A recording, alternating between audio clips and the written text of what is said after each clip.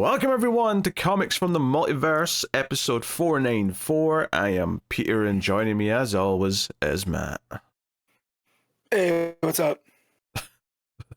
This is a DC Comics podcast. We get together and talk about the books we read this week. Coming up on today's show, we have DC KO issue 4, Absolute Wonder Woman Annual 2026. We got Action Comics 1095, Green Lantern Corps issue 13, Batman and Robin issue 30, which is the final issue of that book. We also have Adventures of Superman, the Book of L, issue 6, the first of our new Vertigo line. We got Bleeding Hearts, issue 1. And then for the patrons pick, the vote for this month, our patrons voted for Batman Deadpool issue 1, so we'll be talking about that to round out the show. So that's what's coming up today. So enjoy it. Yeah, I guess. You know what you want. I'm not here to tell you what to do. So not to the hint or tease how we felt about any particular book this week. I will say that there's a couple this week which I am going to be fairly negative about. I'm just going to say that up front. There's some negativity to be had. Not all negative, of course, but there's a couple that I'm going to be quite moody about. So. I wonder if we're lining up. There's one that I really, really liked, like a whole lot. So yeah. Well, actually, before we get going, so it's Valentine's Day as we record this. Obviously, by the time this goes out for public, it'll be a day later. But notably, it's Valentine's Day on a Saturday, and that means that Friday was Friday the 13th, which is more important than Valentine's Day because I'm alone. Absolutely. And I'm going to die alone, so I'm not going to celebrate Valentine's Day. So I will instead celebrate the Day of Murder by way of hockey mask and machete. Yes. So I have to ask a question that's really important.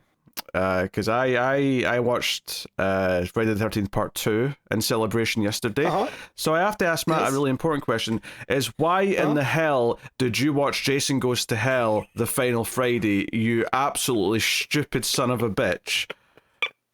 It's so bad. Ashley's never seen it. She doesn't need to see it. Yeah, she did. So I got the box set. I bought it for my birthday, right? The Shout Factory big Blu-ray, and I hadn't had a chance to bust it open yet. So you started with 9? There's only because you can only go upwards, right? Okay, technically that's true. Yeah, okay. Do you know? So we watched 2 of them last night, right? So we watched Jason Goes to Hell. I was really thinking, I've had friends that whose opinions I respect tell me, it's not actually that bad. And I was like, I've seen it one time and it left a very bad taste. I'll give it a shot again. And oh boy, was it boring. It's not even like fun bad. It's just boring bad. And then my lovely wife, who again, I love, it is Valentine's Day, right?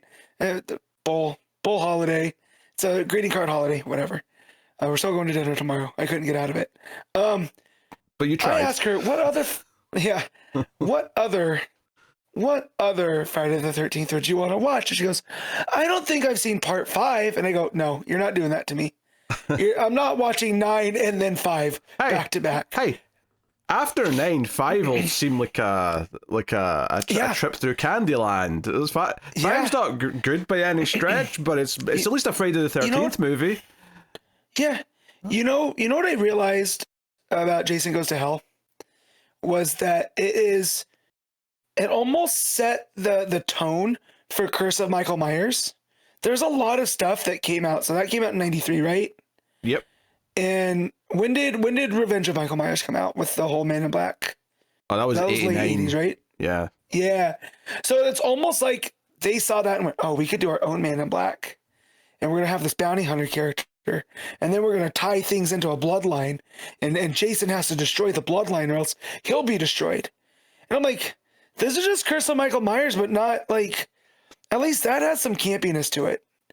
At least there's Paul Rudd running around, completely out of his element. I think you're conflating 2 movies here. Because Revenge of Michael Myers, which teased the Man in Black, was 1989. Yes. That was number 5. Right. Curse with Paul Rudd was the 6th one, which was 1994. 5, Right. I want to say. Right. Right. So what I'm saying is it seems like they have that whole Man in Black thing in 5, right? In Halloween 5. That the guy with the spurs and the hat, right? And we see him going about things. And then who shows up in Jason Goes to Hell? A literal bounty hunter that wears a cowboy hat that is speaking in riddles. And yeah, so it just seemed like, I don't want to call it a ripping off because I don't feel like they knew what they were going to do with the Man in Black yet with Halloween. But yeah, it just keeps the thing where Friday the 13th is just a rip off of Halloween. And I love it for that. But Jason Goes to Hell doesn't have any of the fun that the rest of it has. So very, very terrible. So instead of watching part 5, we watched the reboot, which I have a fondness for. Like, it is not a perfect movie. It's very, very flawed, but it's also very watchable. So a lot of fun kills. But yeah. Yeah, I don't know. It's not top 8 of the franchise, so it's not one I'd be rushing to watch, certainly. It's funny enough, I might have it at 7. That's funny that you say it's not top 8. But yeah. And there's another Friday the 13th next month, so I didn't want to overdo it. Oh, of course, yes. There's 3 of them this year. Yes. There's one next month, and then there's one in November. Yep. So I didn't want to overdo it. I didn't want to, so we watched those 2, Yeah. I will not be watching Goes to Hell again. In fact, I watched a lot of the special features, so I never have to pull it out of the case again. And it can say there, the cursed object, in which that it is. Yeah, I'd rather watch 5 than the reboot, I think, if I'm being perfectly honest. But, Really? I think so. Yeah. It's at least an 80s movie, so it's still got some of that sort of like classic cheese to it. Whereas the remake from 2009, it's ultra new. The characters are all very like, oh, we're just off a CW show. I don't know. There's something just a little bit too polished about it for me to really like. Yeah. Well, to me, that's what makes it stand out, because it's like that.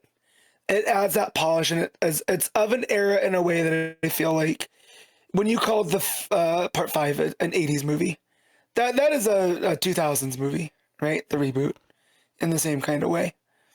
Yeah, but 2000 slashers aren't exactly something I'm fond of or want to revisit, so I'm okay. Yeah. Stay away from that. Yeah. But it's not the worst because 9 exists, but it's it's not good. But it's not like I don't have some hot takes. I rank 8 quite highly, and I don't think most people As do I. would. So it's definitely there's room it's for in taste. my top 3. Yeah, it's in my top 3. It's probably maybe my top 3 as well. Yeah, that may be true. It's endlessly entertaining. That's what I always tell people. Like, it is. Yes, it's kind of shitty, but that's what makes it so much fun to watch. Like, how do they get a cruise ship onto Camp Crystal Lake, which in the other movies is like this small, barely a boating lake, right? There's a camp there with a small dock, yet Takes Manhattan comes up and they got a cruise ship parked there. And it's so funny. Yeah. So that's where we are at. So expect more Friday the 13th talking about a month's time, because chances are we'll have watched more Friday the 13th again next month. Because that's always happens unless it's a leap year. March and February always have the exact same layout of days. Because of February having the short, right? Yeah. Well, it's exactly 4 weeks unless it's leap year. So that means that it doesn't the March always starts on the same day that February did. Neatly. So anyway, there you go. Some Friday the 13th talk to start things off. All right, let's get into things. I suppose we'll talk about what's going on here. We'll start off with the Kindle rankings, less formally known as the ComiXology Top 10, and Matt can guess what is number 1 as of right now on the rankings. Well, there was a massive event book that came out, so I'm gonna guess KO number 4. Nope. What? Oh my goodness! I was so confident. You were. I don't have any of the other companies up. I left it on DC. So let me see what other books came out. And it's taking forever to load. Is it a DC book? Give me that. Or is it another company? Okay. Of course, it's taking forever to load. I love it. Well, being that my computer's going into business for itself, I can't guess any other companies because I don't have them up, so I don't know what came out this week. So just hit me with the number one. Number one is Transformers. Oh, man, Daniel Warren Johnson. All right, that's fair. Nope. It's not Daniel Warren Johnson? That is Robert Kirkman, according to the... I mean, I'll click on it to make sure. Sometimes the ranking space doesn't have the full information, but just says by Robert Kirkman. Dan Moore was in there as an artist. How's Dan Moore doing more books? But also Mike Spicer is also an artist listed here on. Which is why Mike Spicer is usually the inker and colorist for Daniel Warren Johnson. So they usually go hand in hand. Wow, I am shocked that's Kirkman. Yeah, I don't know. I don't know if it's a permanent thing or maybe he's just filling in. I have no idea. But that's number one. Number two is DCKO. Number three is Absolute Wonder Woman Annual. Number four is Cyclops, which is the start of a new miniseries. Number five is G.I. Joe, A Real American Hero. God, that's such a lame title. Number six is Action Comics. Number seven is Batman and Robin. Number eight is Geiger. That's a Jeff Johns, Gary Frank book from Image. Number nine is Mark Spector, Moon Knight. And then number 10, somehow, is Aquaman. So, fair play to it. Just outside the top 10, Green Lantern Corps at number 11. That Sirens book is at number 12. Immortal Batman's at 14. Supergirl's at 15. And Bleeding Hearts, our Vertigo book, is at 17.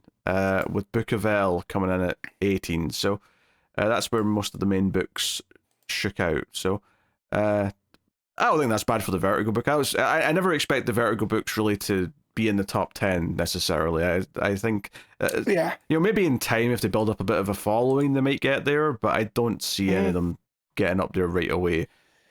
And unless maybe it's by like a superstar team that'll just drive the numbers up regardless of what it is. But okay. Yeah, I feel they'll sell really good in trade because I feel that's what Vertigo tended to do.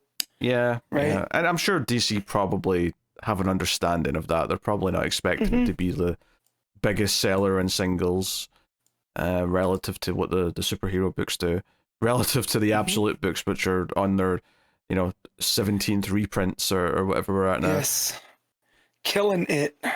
Yeah. So I mean, I guess the notable thing there is the Absolute Wonder Woman annuals at number 3, which I think is notable just because I feel like annuals don't necessarily sell as well as the main issues do. So it's a very healthy sign that that's still up there quite high. So yeah, there you go. That is the Kindle rankings. And we can move on. There's no news really this week. I thought there was because there was an article about Supergirl takes over Superman Day this year, and I thought, maybe there's some announcements of some stuff. And there technically is. There's like, there's some facsimile editions, there's some reprints of things, there's this, there's that, a new reprint of a collection's out. That it was a bunch of stuff that wasn't really news. It was just, hey, they're doing a bit of a focus, but which makes sense, but there wasn't like a whole lot of thing. But yeah, Superman Day's in April to on the anniversary of Action Comics issue 1 for those keeping track. So hey, I don't know when Supergirl's birthday is. I wonder if the reason why they're not using her birthday specifically for herself is because maybe it's after the movie comes out and they want to do all this before the movie hits. Yeah, for obvious reasons. So we're saying her birthday is her first appearance, right? Yeah. Not her first solo book, right? So no, her first appearance. So it's Action Comics 200 something or other. Yeah. Let's see when that came out. Was in May. So they could have. It was actually 252. So they could have, but I mean, her taking over, I feel, fits the vibe of the movie from the stuff that we've seen. Yeah, but Free Comic Book Days in May, they could have turned like Free Comic Book Day into Supergirl Free Comic Book Day if they wanted to. I mean, maybe it's because they don't have enough Superman stuff planned, so like, oh no, we're just going to use it for that. But okay, they could have totally done that then. Oh well. Yeah. That's what it is. That's what it is. But hey, at least she's getting a focus. That's nice to see. So cool. All right, well, we'll get into the books then for the week, starting off with DCKO issue 4, Scott Snyder and Joshua Williamson writing, with Xermánico and Javier Fernández on the art. Oh, Matt. Yes, sir. Matt. This event's kind of dog shit. Yep, poop from a butt. It's kind of dog shit. You know, everything we complained about last issue is now Tenfold. It's tenfold true, yeah. But like, then you're adding in like an extra element here, which really annoys me. And we could have seen this coming. We maybe even postured it a little bit last time. But this idea that they're going up against the absolute versions of Superman, Batman, and Wonder Woman. But it's not the real first meeting of them because none of them are going to remember it, and it's not really interfering with the other books and all that, blah, blah, blah. Makes it kind of weird, and it's just kind of like the cheap pop that doesn't actually mean anything.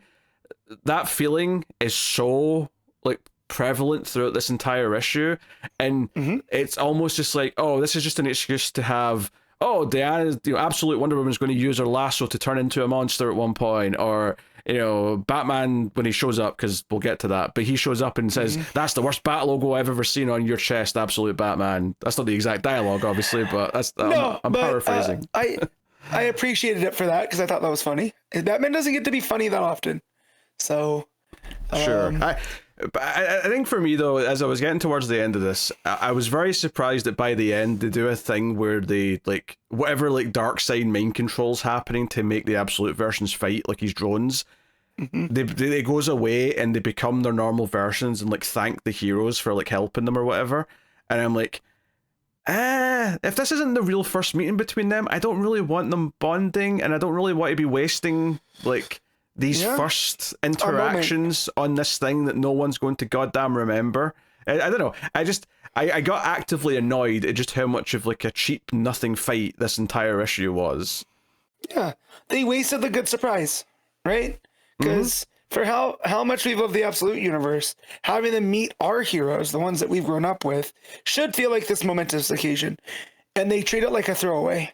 And I think it's still possible that it will feel momentous when it happens properly, when there's story build up and when it makes sense and there's actual, you know, conversations between them and there's like lessons between them that kind of happens naturally. But see, when that eventually happens, I'm going to happily forget this ever happened. I'm going to happily forget that we had this, because it's not even like I think, oh, they're going to remember them, or like, you know, maybe Superman will remember them at least so that when they do meet the absolute versions, he's got like an inkling of how to talk to them or treat them or whatever. Like, it doesn't even feel like that, because by the end of this issue, Superman's not even the one who's won. So it's a whole thing. Actually, another thing that pissed me off in this issue, Joker just decides, hey, can I switch sides? Can I fight on your side, dark side? And he's like, well, wait a minute now, right? Because the dark side's basically talking to him at this point through Booster Gold, right? And Joker's like, hey, I got to kill Batman with a big bang, so I'm good. And I'm like, wait a minute. I thought we were pretty like set in stone in the last like 20, 30 years that Joker doesn't want to kill Batman. It's not about killing Batman. That's actually too simplistic. He loves the dance, he loves the constant battle with Batman. So why are they treating it like, oh, he got to get the thing he wanted, he's always wanted, to kill Batman? But that's not what he's always wanted. No, him going, can I switch sides, while funny, but my Joker, the Joker that I choose to like, the Art the Clown kind of version, right? looks at this big Hulk of a Batman and goes, oh, he's gonna be fun to play with, right? Yeah, it's another Batman to break. Yeah, that's what he should be saying to himself. That's what, I got this, and he goes, can I switch sides? And I thought, oh, Joker's pulling a fast one, right? Joker's being chaotic. And like, no, then he ends up looking like this weird parademon version of Joker, and I'm like, again, they wasted the good surprise. Like, this issue was the first KO issue that actively pissed me off. Yeah. Because a lot of the story stuff. Yeah, I wasn't even thinking about that, but you're right. Like, I'm imagining a world where absolute Batman gets to meet the real Joker at some point, and like just sees how chaotically evil he is, and just like his reaction to that. And we might still get that, because again, I don't think he's going to remember any of this, and I hope they don't. I think if they remember this, it actively hurts their future interactions. I you know, disregard this as quickly as possible, please. Yeah. Well, no, this just feels like it's something to set up whatever new initiative that's coming forward, right? Because now I'm not even certain where it's going to go with what it sets up here by the end.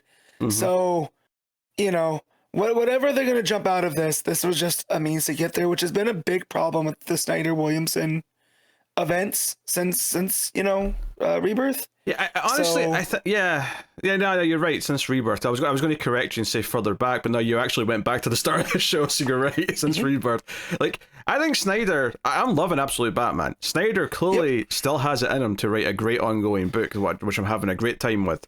I think his events have always suffered from being like kind of too gimmicky. It's like, I had fun with some of them, don't get me wrong, like, metal, death metal, there were some fun ideas in there, but they are built around a gimmick. There's going to be all these evil Batmen, or there's going to be this, right? And then this is the same. It's like, we're going to do a fighting tournament, and everything's like just channeled into somehow making that work and have a tournament. Yeah, well, and again, it's one of these things. It's like with I don't want to lose our listeners, viewers right now talking about pro wrestling again, but there's a thing in pro wrestling where you have to establish rules, right?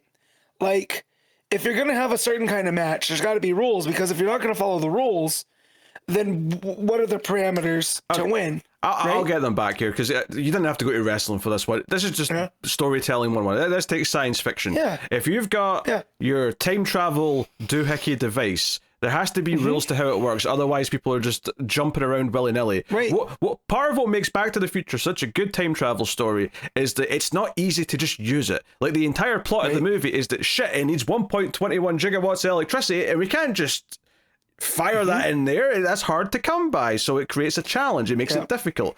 And there's a simple rule of like, okay, we have to do this and blah blah blah, right? So you understand the goal, you understand how difficult that goal is, especially in the time period in that movie in particular, and it makes sense.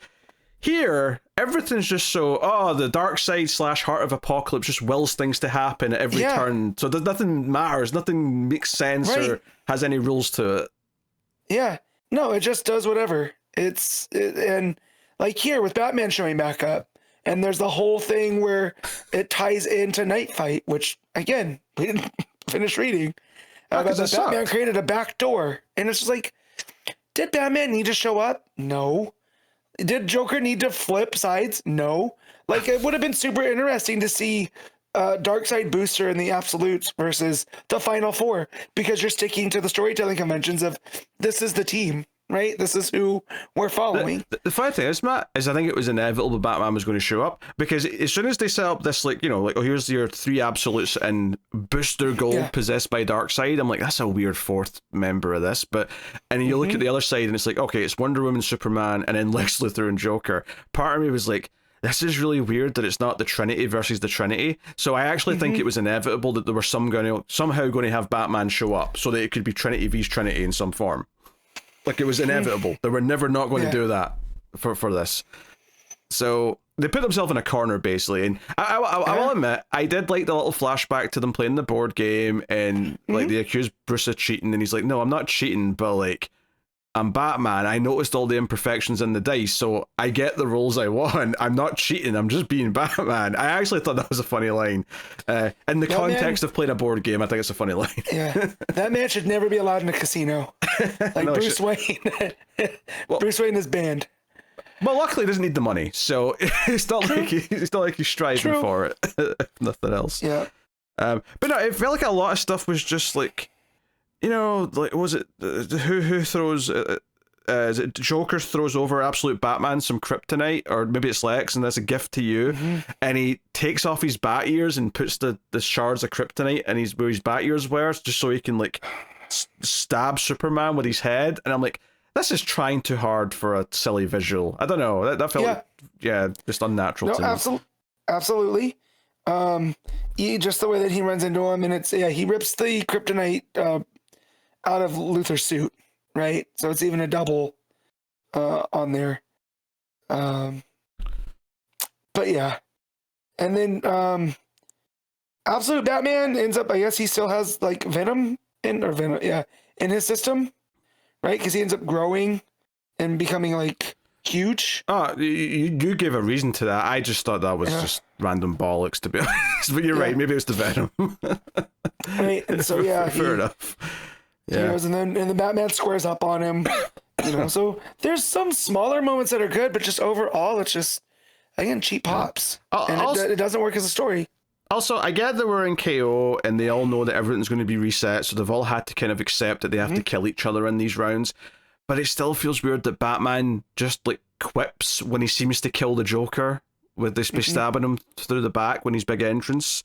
It just kind of feels like it just still feel like it's difficult for him. He's still Batman. He's got a pretty hard rule here about not killing, regardless of the situation he's in. Because he never actually got to the point where he won a round, right? He's not actually done this yet. This is the first time he's had to do this. So it just feels weird for his big entrance to be, ha, Joker's dead. Like, bang. Oh, all right. Okay. Yeah, no.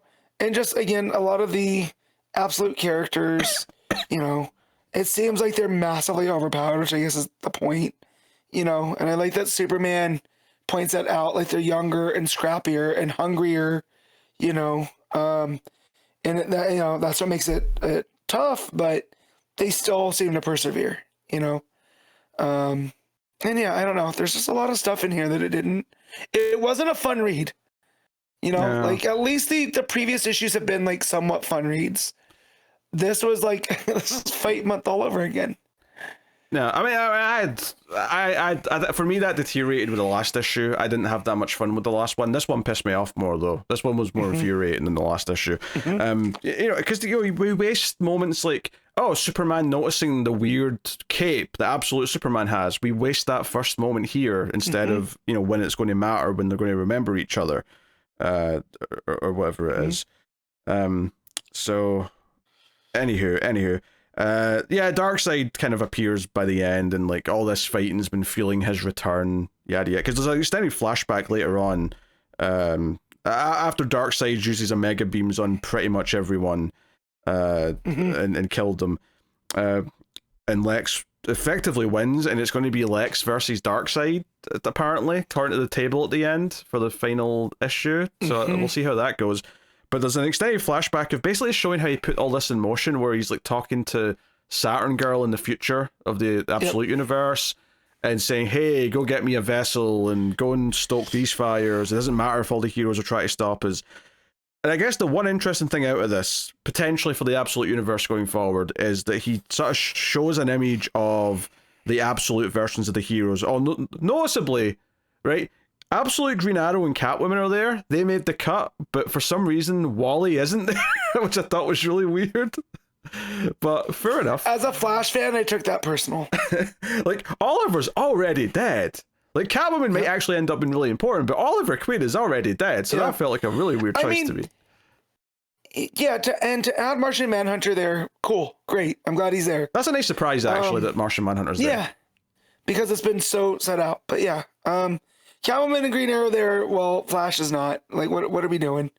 Yeah, but this sets up that he actually sees a bit of a threat from them, because while everything else is like you can see the past, present, and future, there's something about them where it's like a, you know, it's like a moment in time where the future's uncertain, which implies that maybe if they actually get strong enough, they might be able to stop him. Like it's like they're a blind spot and they need to be dealt with, which is kind of cool. It's this hopeful idea that the Absolute team might be able to rise up and like save their side, their world. Yeah, it's that idea that sure, Darkseid's in every molecule of them, but they've been fighting for so long because of that. What that is, that gives them the ultimate advantage, right? To overcome all that, and Darkseid has to get them later, post that blind spot. So the Absolute versions that come and fight our heroes are actually from later in the Absolute Universe timeline, which I thought was also interesting. You know, so it's also that they've been more imbued with whatever the dark energy and stuff is, the Omega energy, if you will. Yeah, and then you know, that's basically it. It just says next issue, the King Omega. Yeah, though they also there's a piece here with Saturn Girl where, you know, Darkseid tells her, look into my mind, and he's like, I would never. And she does it, and she gets like the Omega eyes, kinda, and it talks about how there was nothing, it was just beyond darkness. Everything was Darkseid. And that, you know, she says, you know, imagine not, or it's not Saturn Girl, it's the Heart of Apocalypse. You know, imagine not hearing those words, but feeling them within every cell your being knowing its truth, and that Darkseid would always win, and there would be nothing, right? Because if Darkseid is everything, then there's nothing. Well, it's the purest form of Darkseid is, because it's just Darkseid is, but nothing else is. Right. And so in that moment, right, she's just like, this is not good, right? She even feels that. And in that moment, she sees a different creation, and it's Time Trapper Darkseid, who's still floating around from things. Which makes me believe that it's not necessarily going to be Lex versus Darkseid. It's going to be Doomsday versus Darkseid.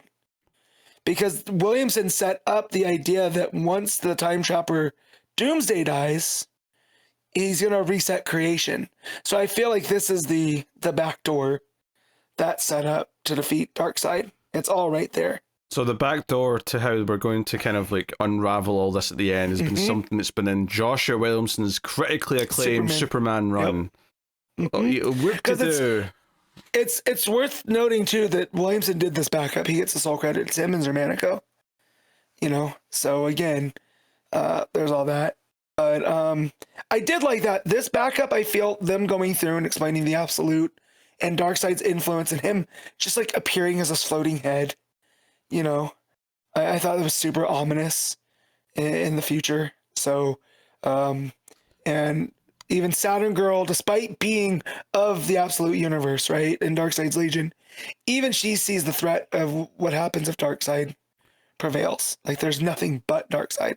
The flashback at the end was inoffensive and teased a couple of interesting ideas. The main bulk of the issue, though, mostly pissed me off. And the art is solid. Obviously, the art is pretty good. Although there's a lot going on, so it doesn't have like a sort of a focused flow to it. I would say it's just kind of like, here's more fighting in every page. We're jumping around the different characters having their fights, and that's kind of it. I didn't, I didn't have this sense of like focus that gave it a structure by any means, and that's been a problem with the last few of these, is that there's been no structure. It's just been constant fighting. So I will say the art towards the end, right, where the Omega Sanction's going through everybody, I really like the design chaos there, because you have to read it following the Omega, right? So I like that you're going through there, and then we get to the other page where it's Superman saying, "Is that all you got?" And he's standing over these panels, so it gives him like this larger than life, and it really set me up, because I was like, this is how it ends with Superman, right? Like, we got Superman versus Darkseid for all the marbles, and then you turn the page and Superman gets taken, right, by the Omega Sanction, and that leaves Lex. So Superman's sacrifice ends up handling the victory to Lex Luthor, which is something that I feel like, if this was something to be remembered, that's like a huge character thing. Like, even in the greatest moment, Lex only won because of Superman. But that's going to get wasted because no one's going to remember this. You know what I mean? Like, that's never going to be a character piece. So I mean, unless the whole idea, the reason why Superman's missing post KO is because Lex, for some reason, decides to put the world back to the way it was, but the one thing he does is like take away Superman. Like, not stop him from ever existing, because he probably recognizes that Superman's existence pushed him to new heights and new limits, because he kept trying to level up to take on Superman. So he doesn't want to erase his existence from the past, but just like, but he's not here now. He's gone now. Maybe that's not what's happening. Maybe we're doing time trapper stuff with Doomsday, but like that's a possibility, I guess. So yeah, but a bit of a wet fart. It has all the problems that last issue had, with just lots of endless fighting. Doesn't have much structure, and then add in the fact that it feels like it's wasting a lot of firsts between the regular characters and the absolute characters, because one, they're being mind controlled, and two, they're not going to remember any of this anyway, most likely. So it just feels like a whole giant waste of time. But it also means that certain moments are going to feel less special potentially in the future when they do get to meet properly. So I conceptually I think this was a really bad issue. I think it's really sank the event in a big way. Not that I was never really that excited about the idea about the tournament. It always sounded like a bit of a gimmick, but maybe it'll be fun. Yeah.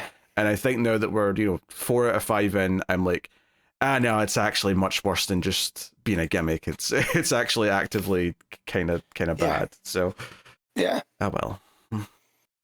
All right, Matt, what are you giving DC KO issue 4? I'm gonna give this a straight 5. I'm giving it a 3. Not impressed. Not happy with it at all. Yeah, I think Snyder should stay away from the big gimmicky events. He is much better at the more focused stuff that's character focused. Because for all the cool badassery stuff that's in Absolute Batman, it's always focused on telling the story of the character and the characters around them, as opposed to, just the big moments. Yeah, the last issue with the Wonder Woman crossover and the whole idea that him taking a break from work, right, and all the things that he goes through on this big thing, and when he shows back up to work, he makes them all seem mundane, right? I love all those little character pieces that happen there over the course of that one issue, and Snyder's still really good at that. It's just, like you said, these big, huge things some people just don't have a knack for. And yeah. All right, Absolute Wonder Woman Annual 2026, issue 1, Kelly Thompson writing with Mattia de Lewis on the R. So, interestingly, that there is actually a reference in here at one point where Diana's saying, "Oh, how does Bruce do this without superpowers?" I like that they're putting in those little moments in the narration now that they've met each other of like, "Hey, I do remember that other character," and it's kind of wild that he's able to do this. But so this issue though is all about Diana wanting to basically free Medusa from the predicament she's in. From her curse, yeah, because back in the first arc, she became Medusa with the lasso to fight the kaiju that she was taking on, and she basically felt how she would feel and wants to, even if some of the stories about why she is what she is are true, she's been this way long enough, and she wants to sort of cure her of it. So a big chunk of the start of this issue is her trying to summon Athena to make some requests, and that's like an extended few pages of and it's like almost like a montage thing, although it's presented really fun in the art where she's got like an urn with blood coming out of it as like a sort of tribute, and she's like praying to Athena, but then all of these sort of the grids on the stonework sort of become panels of different like things she's doing in the meantime, like saving people from a burning building, fighting a monster there, doing this there, blah blah blah, and eventually Athena shows up, right? Eventually. Yeah. Well, I say shows up. She calls for her. Yeah. Diana ends up going up on a floating island mountain or something until we finally get to Athena and this big 2-page spread of the big golden wings and everything else. So she looks. I love this version of Athena, and it really leans into the owl concept, right? So I did not realize that when we see Diana's helm, right, when she goes into battle mode, and she wears that helm, that is Athena's helm. And when you look at the eyes and everything's it's very owl-like. I never put that together until we get this version of Athena, which I think is really cool, and shows Kelly Thompson knowing this character inside and out here. So yeah, when she shows up as this big gold warrior woman in eagle armor with big outstretched wings, I was like, all right, even the Greek gods in the Absolute Universe are pretty metal. So. Yeah, the owls are not what they seem, as they say. Yes. Yeah. Did you get that reference? Is that from Communion? No, it's from Twin Peaks. Okay, well, which the owls are not what they seem is also a big part of Communion in that guy's story. Anyways, so it wouldn't surprise me if David Lynch threw that in to Twin Peaks based off all that, because he likes all that weird high strangeness. But yeah. And we get a flashback of young Diana playing chess with Athena in the Wild Isle, and she'd always lose the chess. She would never win, but it's this idea that she doesn't want... She would rather make the opponent yield so that the opponent can learn from the fact that they didn't win than just beat them and rub it in their face, is effectively the idea that she's trying to get across here. Which is hilarious when you're playing a goddess of war, right? Because in the Greek pantheon, Ares is traditionally the god of war, but that's like the god of warfare. And Athena is the goddess of war, but in the terms of strategy and wisdom and tactics and knowing what to do. So the fact that Diana's looking at this as, I'd rather make you yield so you can learn, is again Athena's impact on her, you know, and again, just everything through and through adds up. Yeah, and she basically wants to make a trade because Athena's like, oh, I have given you enough gifts, no more gifts. And she's like, no, I want to trade. I'll give you all the gifts back. I'll keep my magic because that's not a gift. That's something I learned to do. But I'll give you all the other superpowers back. If you give me the ability, and we don't know what it is yet. We don't know what she's getting in return until she gets to Medusa, which is basically that she can withstand looking into Medusa's eyes, and that's what she's traded ultimately. Yep.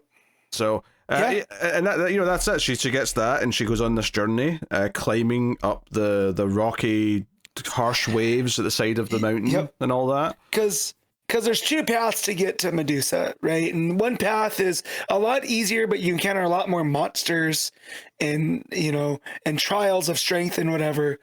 Or there's this back way which has no monsters, but it's basically a sheer cliff. And this is where she says, I don't know how Bruce does this without superpowers.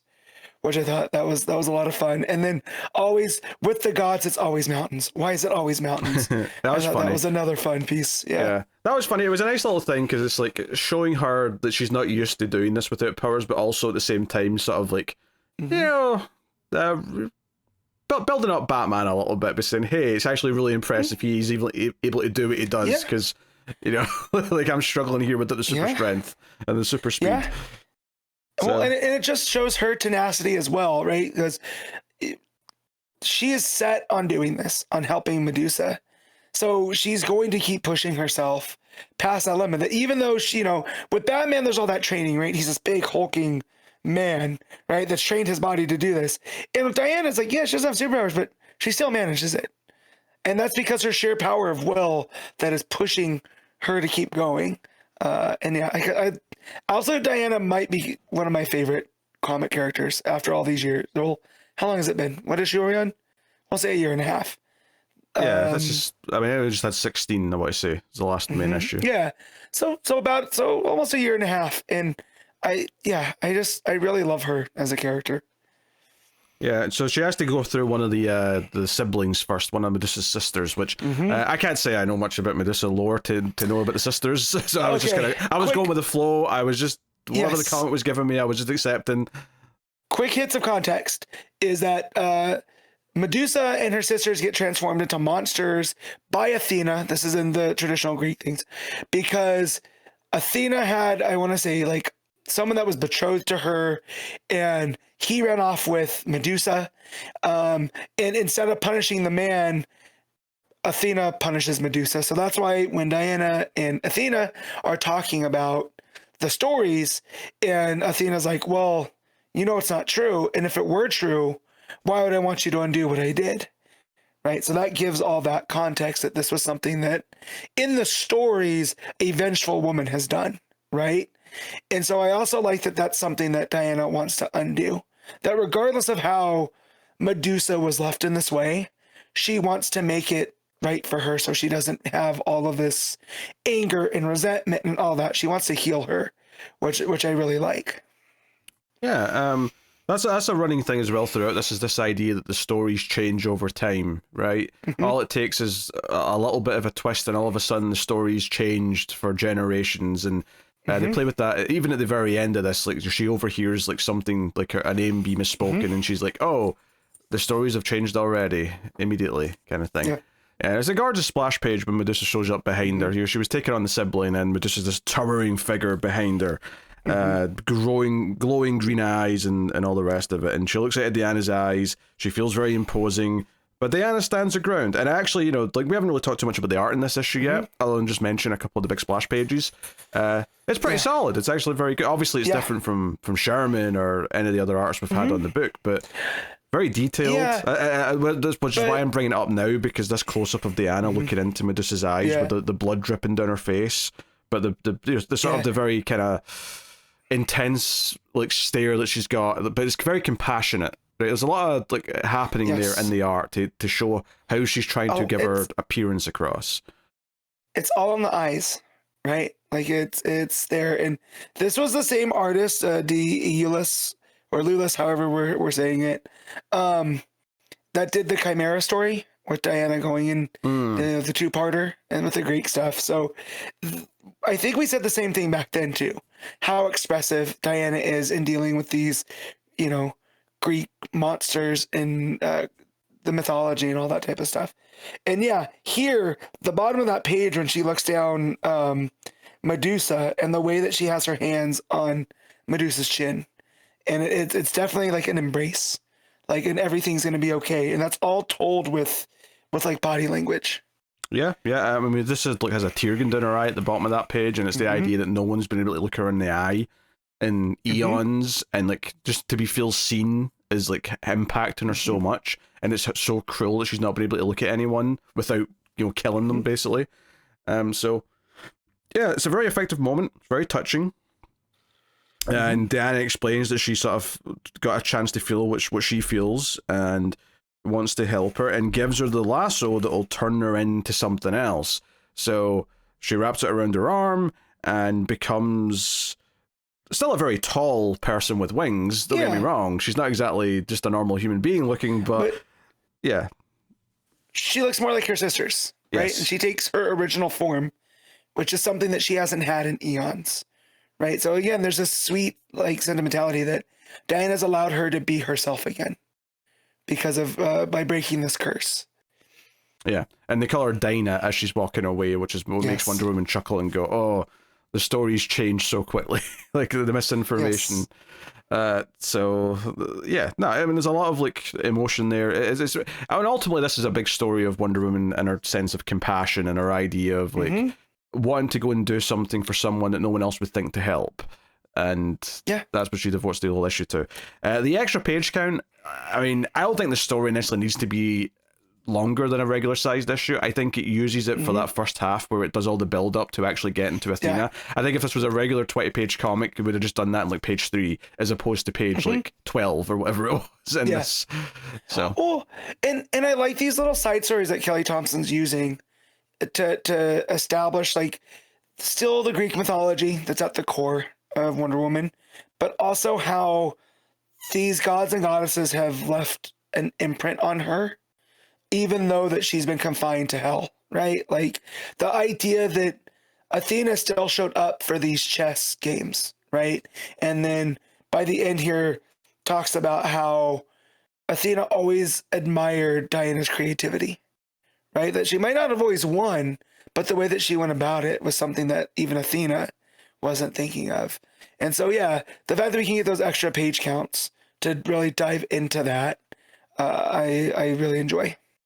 Yeah, well, which all I was trying to say was that like I can feel the extra breathing room, and it sort of lets it have a lot more just visual pages, like doing some quiet storytelling. But it doesn't feel like I think the biggest sin that an annual can make when they've got extra pages is like just jam pack it, try and like make like twice as much story. I actually find that a bit more frustrating because it's more of a slog to get through. This is like no, we can spend some pages just quietly watching her climb a mountain, and that's okay because we've got the page count to do it, and the art's gorgeous, so it's fine. So like you say, she talks to Athena again at the end in the last page, and Athena just it compliments her creativity. And it says that, hey, if we played chess again, you might win now. And Diana's like, that's the nicest thing she's ever said to me. I guess the thing that I appreciate about this run with Kelly Thompson is after every issue, it usually leaves me feeling good, right? Like there's a sense to Diana that she's leaving the world a better place than where she left it. And I always associate that with like Superman or even sometimes Thor. So the fact that she's able to do this with Wonder Woman, a character that it makes the most sense to do that with, right? Like she's this larger than life person, like that is trying to strive for better things, and she has the means to do it. So why not? And like here, the fact that she gets like the seal of approval from Athena here at the end, and she's like, oh, I'll take that compliment. It's everything is just working with Kelly Thompson's run on this. Yeah, it was a good annual. It's a standalone story, but it does tie into something that was set up in the first arc, so it doesn't feel super detached either. It feels very much of the spirit of the character. So, very good. What are you giving Absolute Wonder Woman? I'm gonna give this a 9. Damn. But I'm just going to go with an 8. I think it's very good. I think it's great even, but I don't think it's up to the best issues of the book, the ongoing book. But no, the nice art, nice big moments. There's a nice compassionate center to it, so good stuff. All right. Action Comics 1095, Mark Waid writing with Patricio Delpeche on the art. So yes, so the cliffhanger last time is that Pete, whilst camping with Clark, saw him return as Superboy and get changed, so he knows he's Superboy now. And this issue is told entirely from the perspective of Pete Ross. He's the one narrating the story, which I thought was a nice touch. That was an inspired choice to switch to his focus and make it his issue. And basically he is in a weird place where he is mad that Clark never told him this and is obsessing over it, and he's acting weird, but he doesn't tell Clark that he knows. He kind of just sort of goes about his day and is given the brush off, and Lana kind of notices it and is like, wait, what did you do to Pete? He's acting all weird with you. He's like, I don't know, everything's fine. So it's very much that. It's very much him exploring this idea of like feeling like, why wouldn't Clark tell me? And then by the end of the story, of course, he witnesses a few things that sort of get the point across. Is obviously the most obvious thing in the world is that, because anyone who knows might be in danger, and they tell that because just a rumor being spread that Lana is dating Superboy puts her in danger. So the idea that he knows Superboy might become a problem potentially, and he gets that, but he also learns to accept the idea that, well, his reasons for telling him might not be because he doesn't trust Pete or doesn't want him to know. It might be more of a, maybe more of a good reason. And they actually have like a sort of little, like a side story that explains that idea a little bit. There's this other character in the school who seemingly was gay and had that secret, and Pete had found out about it. And the reason why that the other kid never told anyone is because his parents were having a rocky marriage, and he thought that coming out might actually accelerate a divorce. Yeah.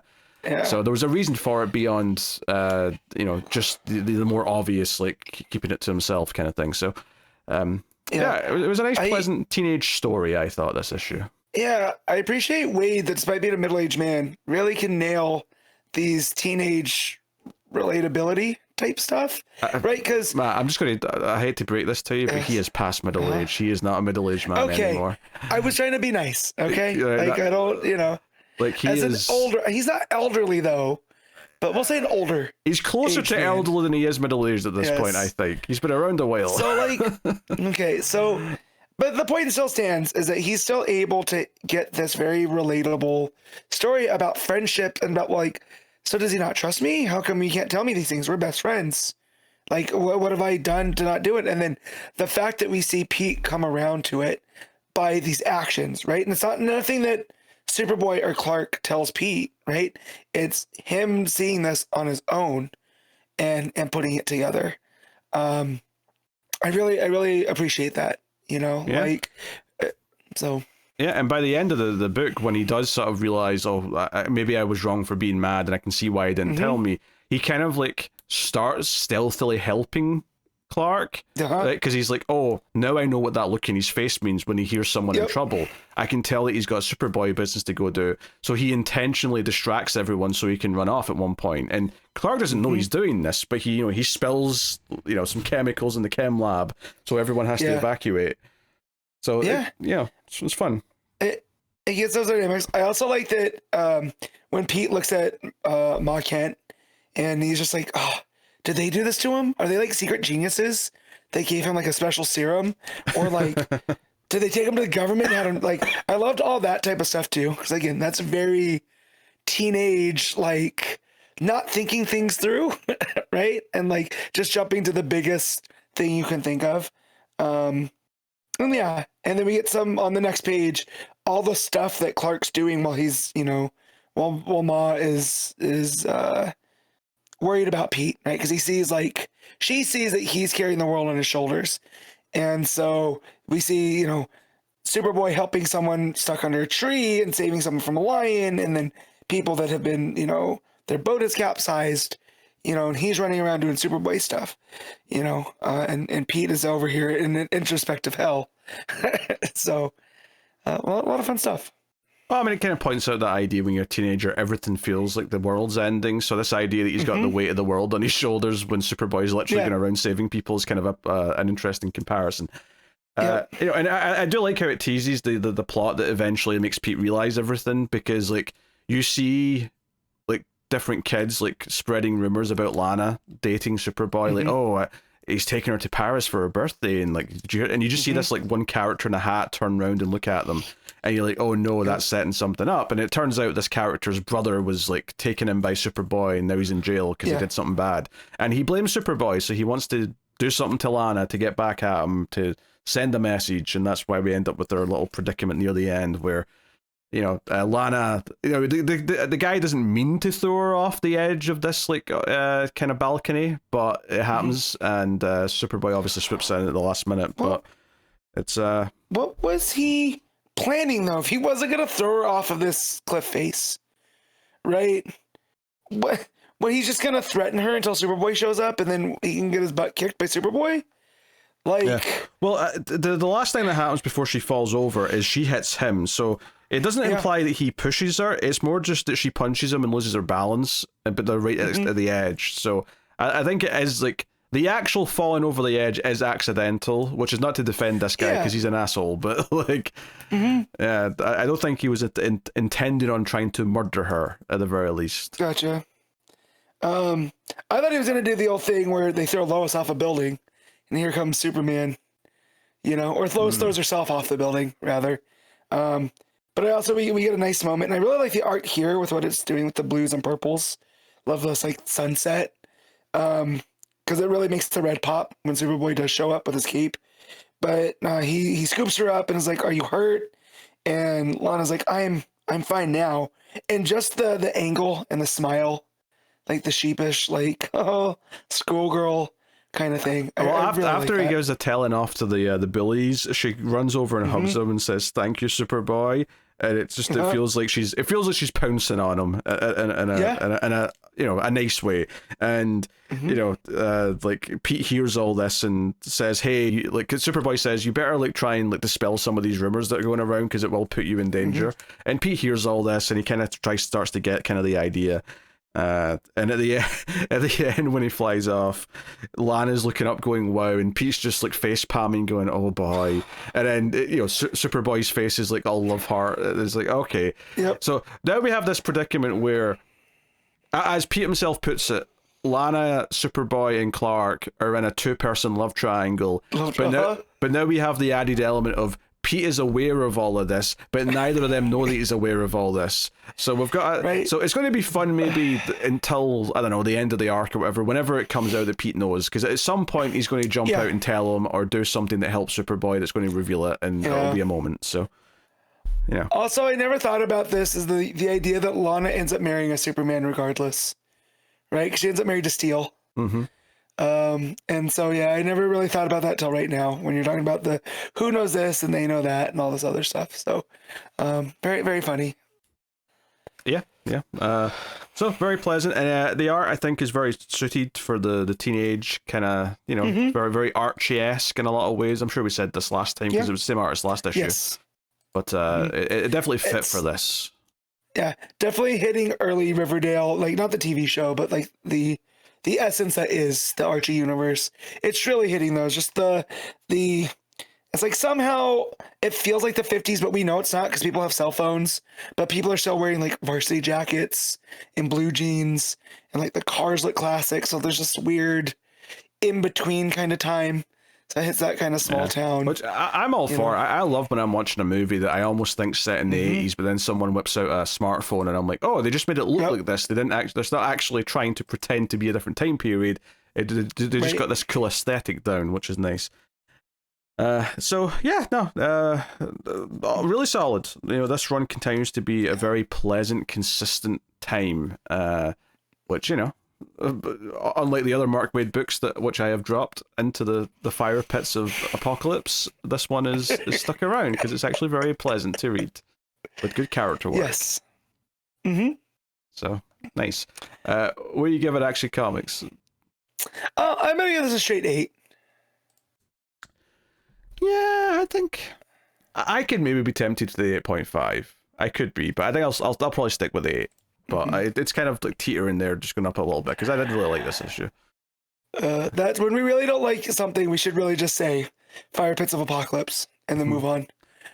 Like, yeah, but I think there should be a tier below it where it's like you can get the Fire Pits, but then you've got like where they go to the toilet on Apocalypse, the shit house of Apocalypse, where all the dark side turds are just hanging around. Yeah, the Omega turds, if you will. The Omega turds, yeah. Right out of Darkseid's crack. right out of Darkseid's crack. All right, let's move on, shall we? As I'm slowly dying. Green Lantern Corps, issue 13, legacy number 115. This is Morgan Hampton writing with Juan Jose Reap on the art. One artist! Hey! One artist! And how much of an enjoyable art experience was this? Because it was so nice not jumping around so much. It's not my favorite art ever. It's kind of just okay house style-esque, but it was consistent, and that was such a step up from the last several issues, so happy days. So the art style it's decent. I think you would call it very, very much house style, right? Everyone kind of looks like they're supposed to. You know, there's nothing, I wouldn't say it's very dynamic. The breakdowns are all very, kind of regular, but it does its job. It's not distracting. So, yeah. Yeah. Enquar's whole thing, he's brought the water planet, which is basically all of him surrounding a planet, and he's waging war on Oa, and all the lanterns are fighting, but he's basically just like forming water around him. He's basically like a water lantern, for lack of a better term. Yeah. Where because at one point when they're fighting underwater, he's basically making constructs underwater of like big piranhas and stuff, and I'm like, this is actually I almost think we could do like a whole new set of lantern like cores of like water, fire, elementals. Elemental lanterns. There you go.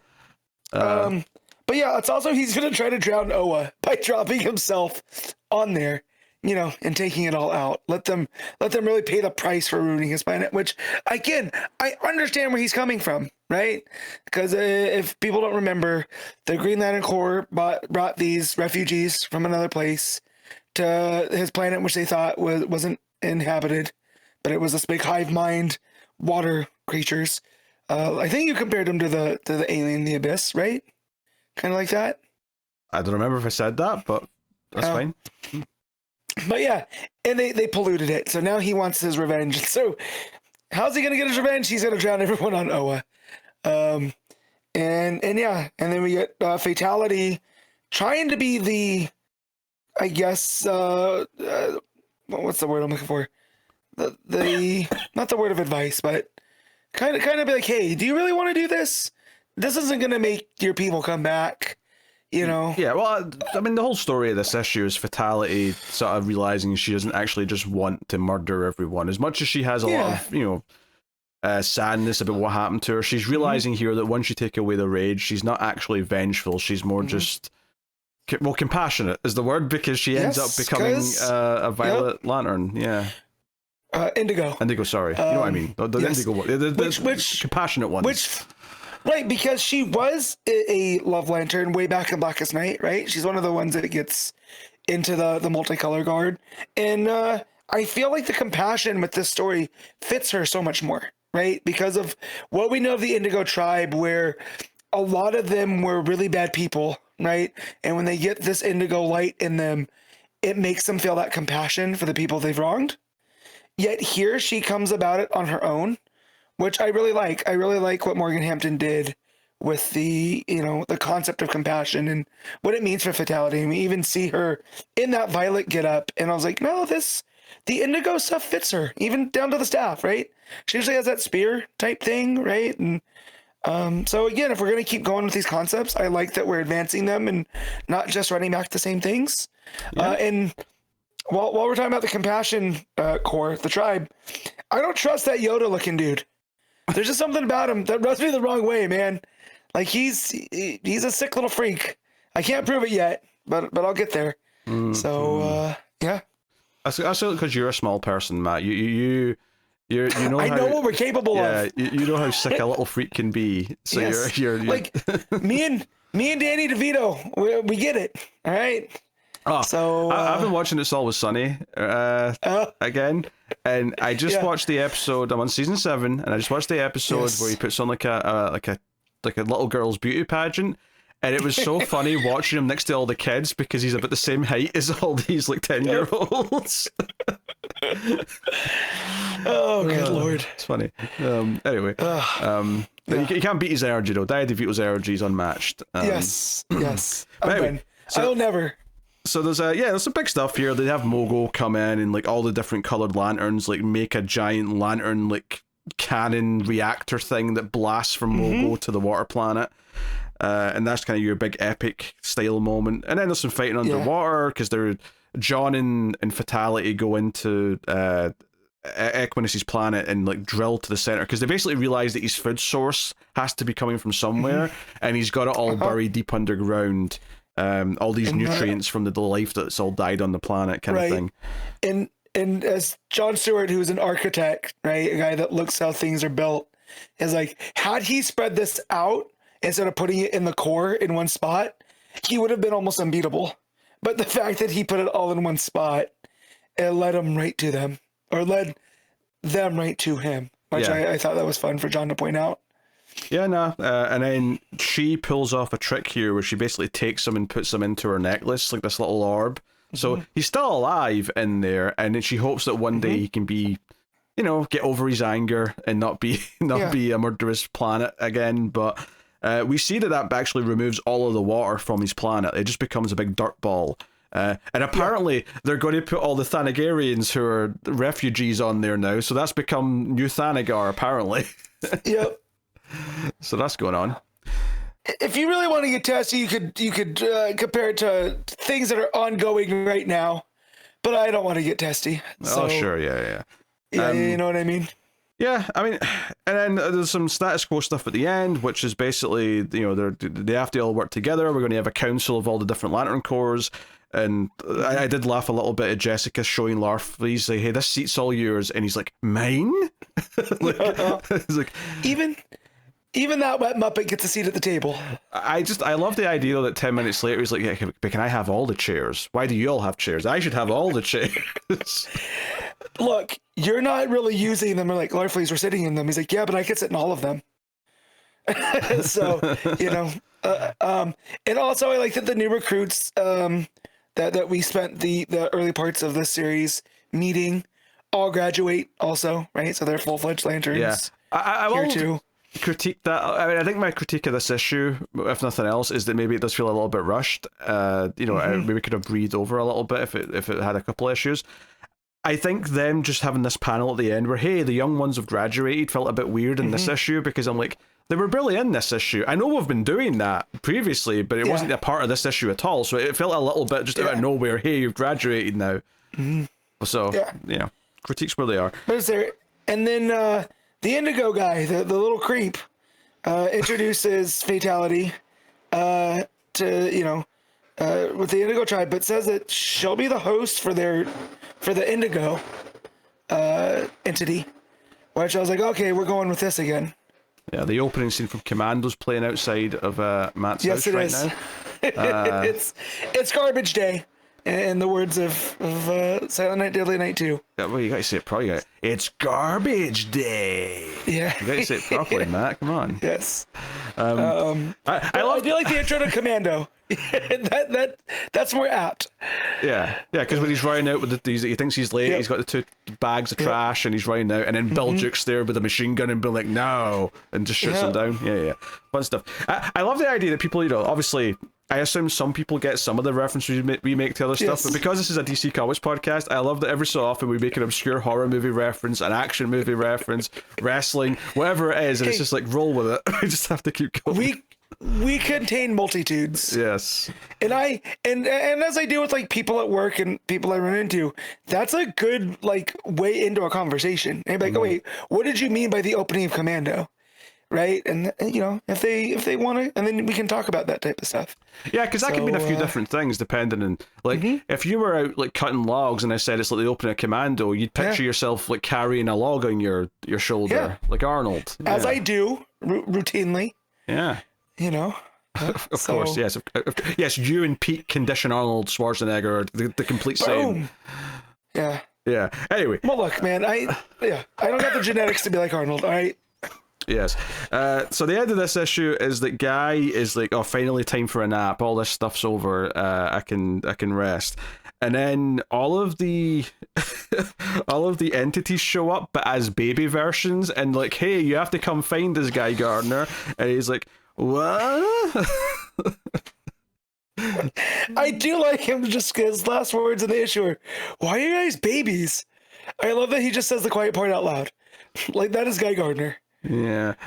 I kind of needed him to say it though in a weird way, because it's not like, because they're all like creatures that are obviously not real creatures. Yeah. So I might have just assumed they were shrunk down to fit in his apartment rather than they're literally babies. So him saying that is like, okay, they're babies. They're babies. Yes, babies. Which that's how I greet my dogs every day I walk in. As like Shredder seeing Toka and Razor for the first time, because it's fun. And that's another obscure reference from our childhood. There you go. Enjoy it, everyone. But out of all of them that look like babies, Ion, right? Because the big eyes that you usually, when you want to show that something's younger in animation or art, and then Parallax as well, because Parallax almost looks cute. Parallax doesn't look cute ever. Parallax is all teeth and claws and terrifying insect physiology. That one's, I dare say, cute. You know? So, yeah. Yeah. Honestly, I think this continues to be a perfectly, like, interesting concept book where, like, I like kind of everything it's doing conceptually, but it's not the most, like, you know, like this could be fleshed out and it could be paced better and everything could land way better. Like, all this stuff with Fatality here does feel a bit rushed to me. But I do like the idea of the water, like, entity and his planet, and I like the idea of, like, some of the things that it sets up here at the end. But yeah, definitely a little bit on the shaky side from a construction point of view. And the art's just okay. Sure. So, you know, like, I'm not going to be praising it particularly highly, but I think it's, like, I still like reading this book, but it's definitely in that kind of just kind of comfortable, like, not setting the world on fire sort of level of book. Yeah. It's a nice, like, intermediary book where there's nothing, like, huge going on, but if you're invested in the characters, you're happy enough. Like, as someone that, not that I don't care for Fatality, I don't have much history, I do like this progression with her, right? Like, I really like what Morgan Hampton did over the course of this arc, of her seeing what Anquar was up to, and then eventually being like, you know what, I don't feel like that anymore. I feel different, you know? So to go on that ride with that character, I really appreciate. Yeah. And I'll just try and pretend that I don't hear the Mortal Kombat voice every time I say her name out loud. Yeah. So, that's Green Lantern Corps. A pleasant enough sort of B-tier book. That's kind of how I feel about it. Which, you know, it's a shame that on this, which is what I think of as maybe a bit of a shakier week in DC's month right now. You know, maybe it does stick out a little bit better than it would otherwise. But what are you giving Green Lantern Corps issue 13? I'm gonna go straight 7. Yeah.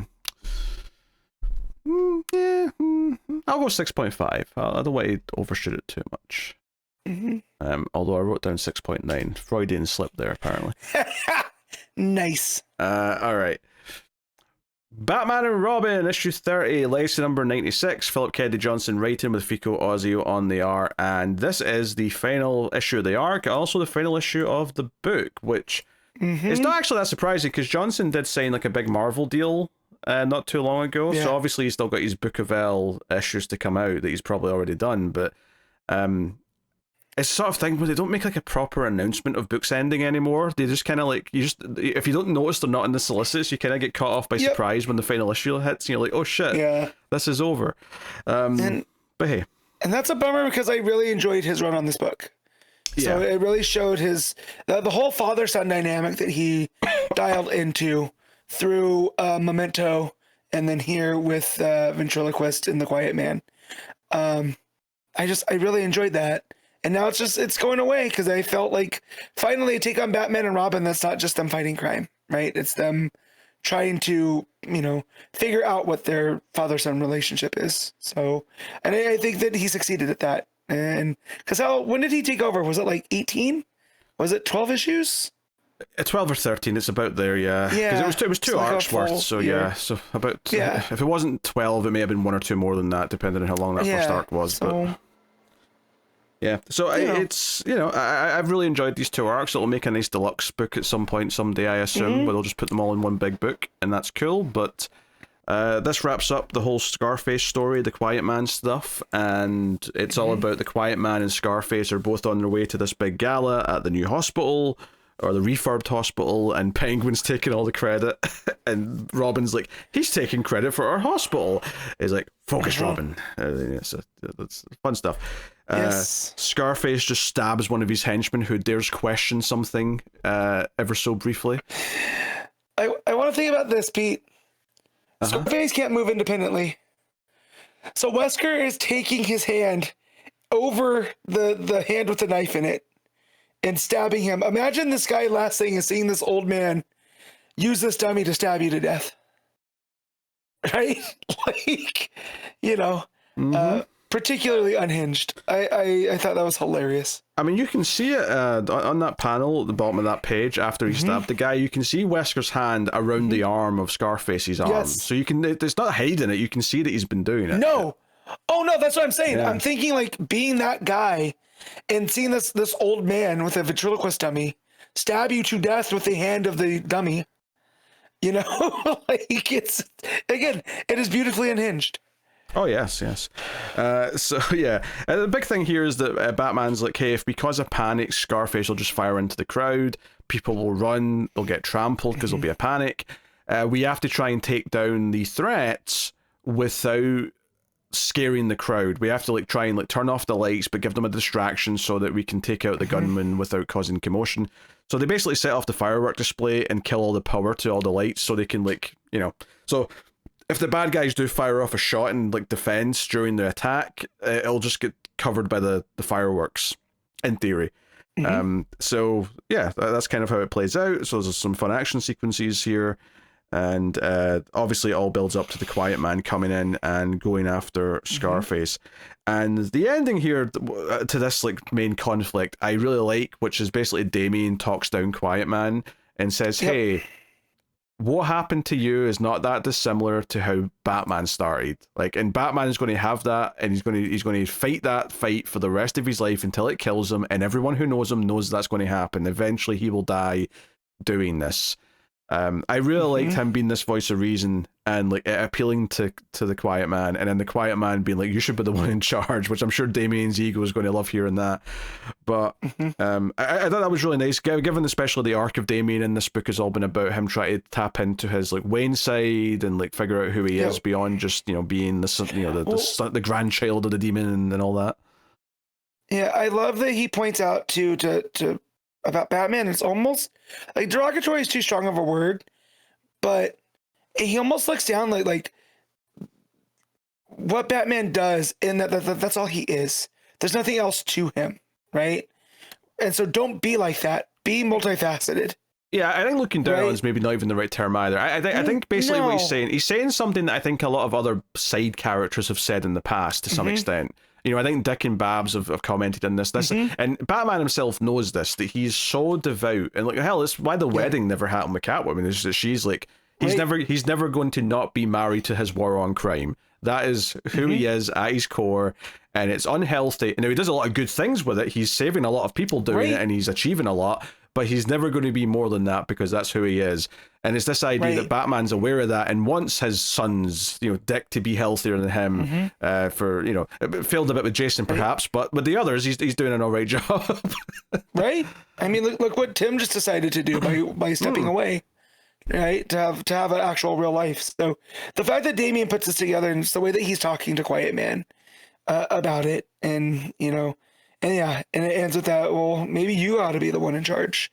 Wisdom beyond his years, type of stuff. Yeah, and even though he gets badly wounded, he gets shot before the end of this. Damien helps keep him alive, and then apparently he breaks away from custody, even in his condition. And Batman's like, well, you know what? He saved your life tonight taking those bullets from Scarface, so he's earned his head start. And but basically Damien gets the idea when Batman says if he makes it across the bridge, we'll probably never see him again. And Damien puts two and two together that the truck that had all the silver in it from the backstory that his son was driving because they never found his body, there's a good chance it might have went off the bridge.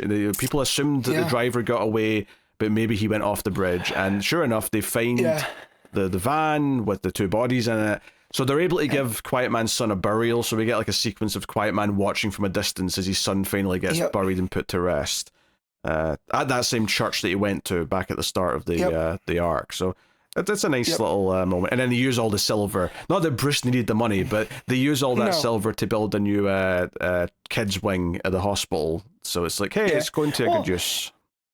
And they got it out of the black market, right? Which is good. So I do like that Damien puts it together that the guy that was the Falcone soldier was like, no, he was good. He would never have turned on his boss. That's not who that guy was. So again, it shows Damien's detective skills as well, putting that, and that's what also gives him to look down into the river to see if it's still there, you know. But yeah, and then that last sequence at the church too, I thought that was really, you know, it's weird to say heartwarming, but he gets to see his son laid to rest, and it's like he doesn't need to be the quiet man anymore. It gives him some closure that he was very much lacking beforehand. As much as this doesn't bring him back or anything, it's like he never got to do this before. So it's a nice sequence, and then the book just kind of ends with Damien's journal talking about, you know, that he's you know, Bruce is helping him do stuff at the hospital. He's still in this journey to figure out who Damian Wayne is. And just ends with it. It's a very typical thing you get at the end of a lot of Batman arcs, which is like, Gotham will always need Batman, and Batman will always need Robin. Here's a splash page, and which I'm not complaining. It's a nice page. It's a what else you're going to end it on? Really, it works. Yeah. So, no, I like it. Very pleasant. Art was good. Fico Ossio has been very good throughout this this arc with the Quiet Man. So I have no complaints there. I think the emotional crux of this one was Damien talking him down, and that felt like a nice payoff to everything. You know, the highlight of the arc might have been the reveal with Scarface, though, or with Wesker, that he'd already killed the lady that was supposed to be looking after him. That might be the standout moment that I always remember about this arc, but this ending was pretty good. For sure. Yeah, it was a lot more concise than the last arc with Memento. They kind of jumped around time stuff. So this just being a straight action kind of deal with the Quiet Man and then the Scarface reveal, as well as a nice change of pace. So, but yeah, Fico Ossio's art I'm a big fan of, because for all the shadows that we get throughout, when we get to that page with the church, the way that the light's coming down and, you know, hits the funeral when they're laying the son to rest. Oh, straight up God rays. Yeah. Yeah. And like just the way that, because we're so used to Ossio having such the heavy inks, it makes that pop even more. So, you know, really taking advantage of that art style. Yeah. So nice stuff. There's also a really nice panel when Damien gets the idea to go check the bridge. There's a panel of him like driving on his bike through the city, and it's all like gold because of all the street lights. Like they really amp it up to all the lighting flares and sort of stuff like that, and it just looks really almost godlike the way he's driving down that street. Well, there's that, and it gives it a sense of motion too, because of kind of the hot white at the middle, and then it tips out to the orange in the direction that he's heading. You know, and almost tricks your eyes into thinking that he's heading down the road, which is cool. Yeah, that's very good. It's interesting that, you know, Dark Patterns ended and now Batman and Robin's ended, so we're kind of just down to Batman and Detective for Batman books for the minute. I'm sure it won't last long. Yeah. There's always more Batman books that'll be greenlit, but it's just wild that both of them, you know, 2 of the 4 have ended so close together. The 2 that I was most enjoying, too. I feel like this is my penance.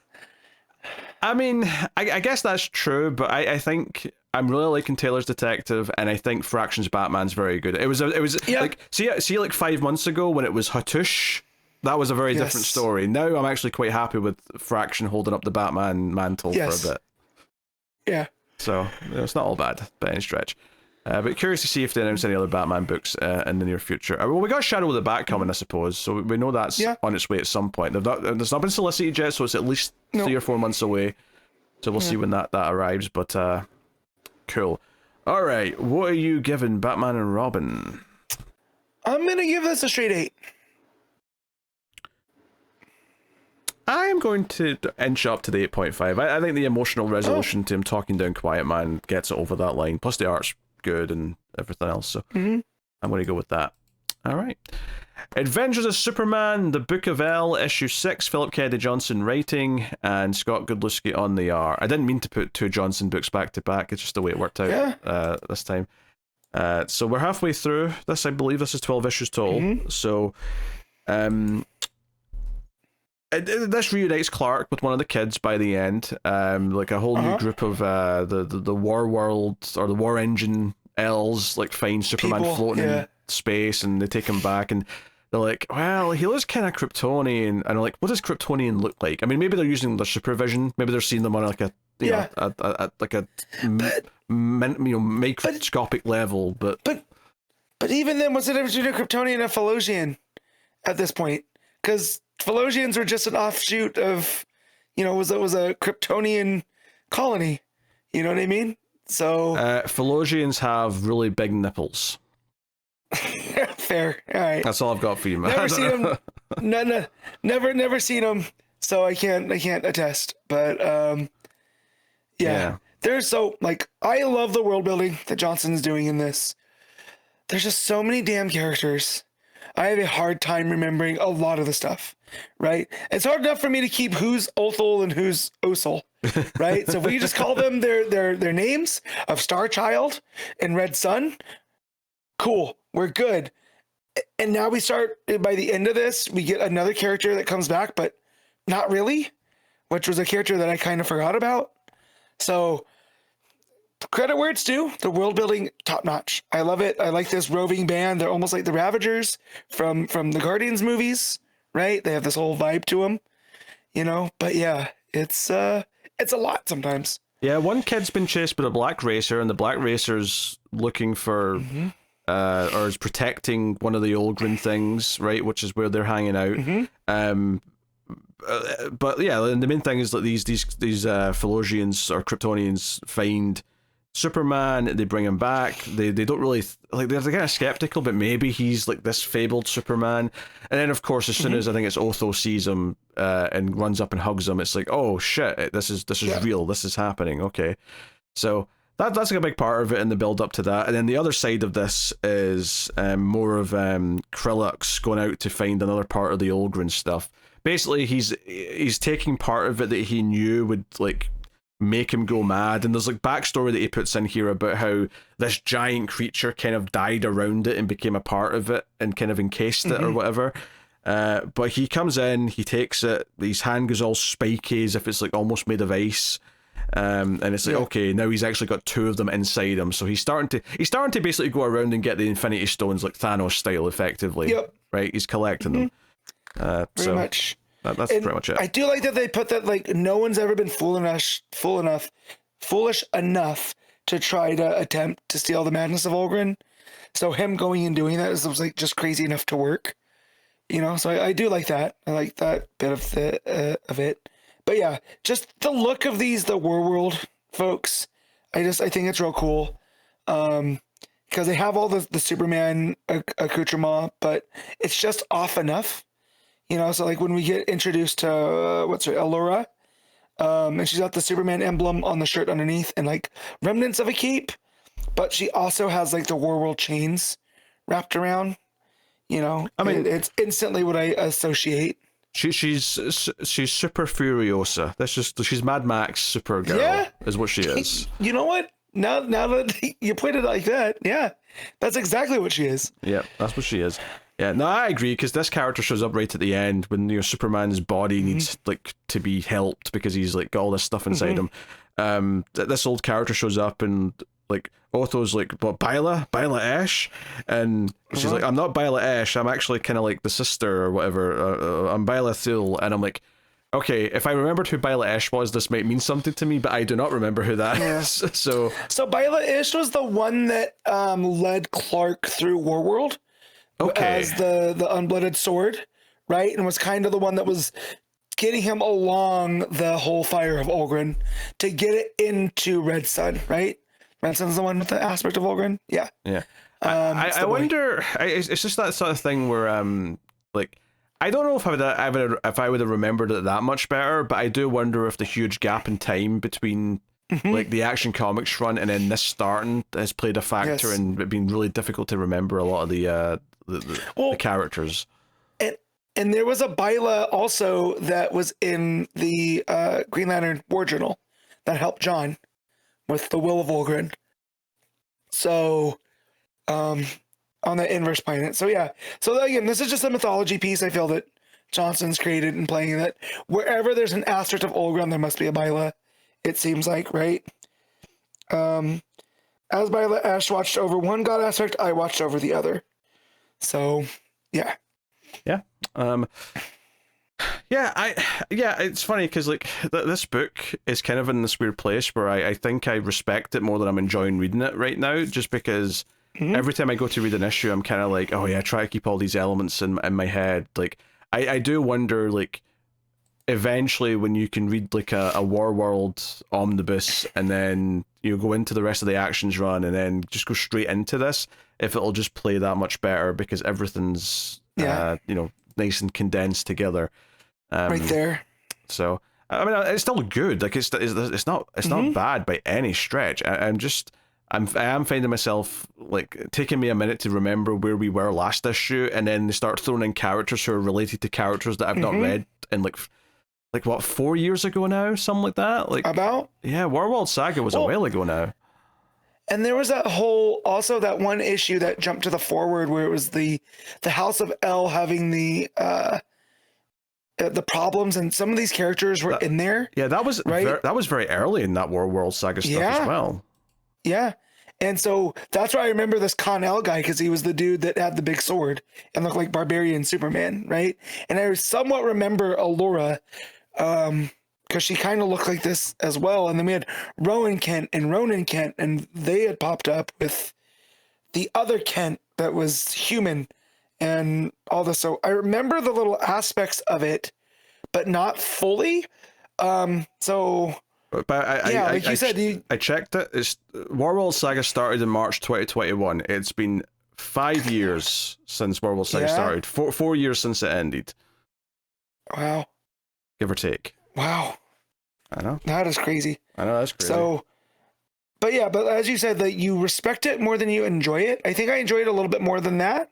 But yeah, I respect the craft here for him pulling all these cosmic kind of stuff with Superman in the future. Like, we get the Black Racer here now, who, if we're tying Olgrin into the first world, the Black Racer seems to be this constant throughout the different worlds of the gods, and this is the fourth or fifth world by this point, and he's still doing what he does, so him throwing that in also makes me wonder how many of the other new gods have survived, all of this type of stuff. So yeah, it's pretty enjoyable. I don't ever get upset that I have to read this, not that I have to, that I get to read it, you know what I mean? And Godlewski's art's been consistent. It's kind of just continuing what it's been. I agree. I like a lot of the look of the War World supers that show up. Like, I think those do have a cool design to them. So, all right, what are you giving Book of L issue 6? I mean, it's a straight 7. Yeah, I think that's fair. I think I'll go 7.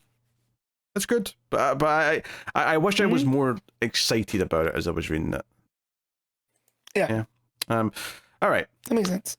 Bleeding Hearts issue 1. Deniz Camp writing with Stipan Morian on the art. This is the first of our new Vertigo books. I mean, we did have Nice House by the Sea last week, but I'm not counting that. That was a returning book. It's been going on for ages. Yeah. This is the first of the new books, and obviously the writer of Absolute Martian Manhunter made it. I mean, we're going to try them all anyway, but that made this one stick out from a creative perspective. Even though the premise is a little bit weird. This is a book about a zombie in a post-apocalyptic zombie world, and we hear his thoughts. Now, the book heavily implies that he is different from the other zombies. He's not like them and doesn't necessarily want to eat people as much as he does, but it's got a kind of a darkly comic kind of vibe where it's, you're hearing his narration as he's talking about people running away from zombies and how the zombie world kind of works now and how he's part of a horde and all the rest of it. And they have weirdly long names. They do shorten them, right? Because he's called Poke, but the full name is like something pokes through hole in head is like the full title. Yeah, mouse pokes golf ball through hole in head. Yes, is the full name. Yeah. And then his friend Mush, his mushrooms grow up all over like little forests. Yeah. So that's it's fun, and the zombies have this kind of bulky green kind of quality to them. Now, the obviously the thing that we see early on. Now we don't have the full context for it, but it seems like our main character Poke, his heart is actually beating, unlike all the other zombies. And I do like the particularly I was going to say the art, but more specifically the big, giant, sort of bubbly letters doing the heart sound effect. Yep. Lub-dub. Yeah, the lub-dubs, because they're almost like little balloons coming up from behind them, and I actually really like the feeling that gives it. Anyway, what did you think of Bleeding Hearts issue 1? So I'm not big on zombie type stuff. I'm not a fan of the post-apocalyptic, so anytime there's a new take on it, I'm curious, right? Because like maybe this is the one. Maybe this is the one that kicks it over. And like I thought this was fine, but it's very heady's not the right word.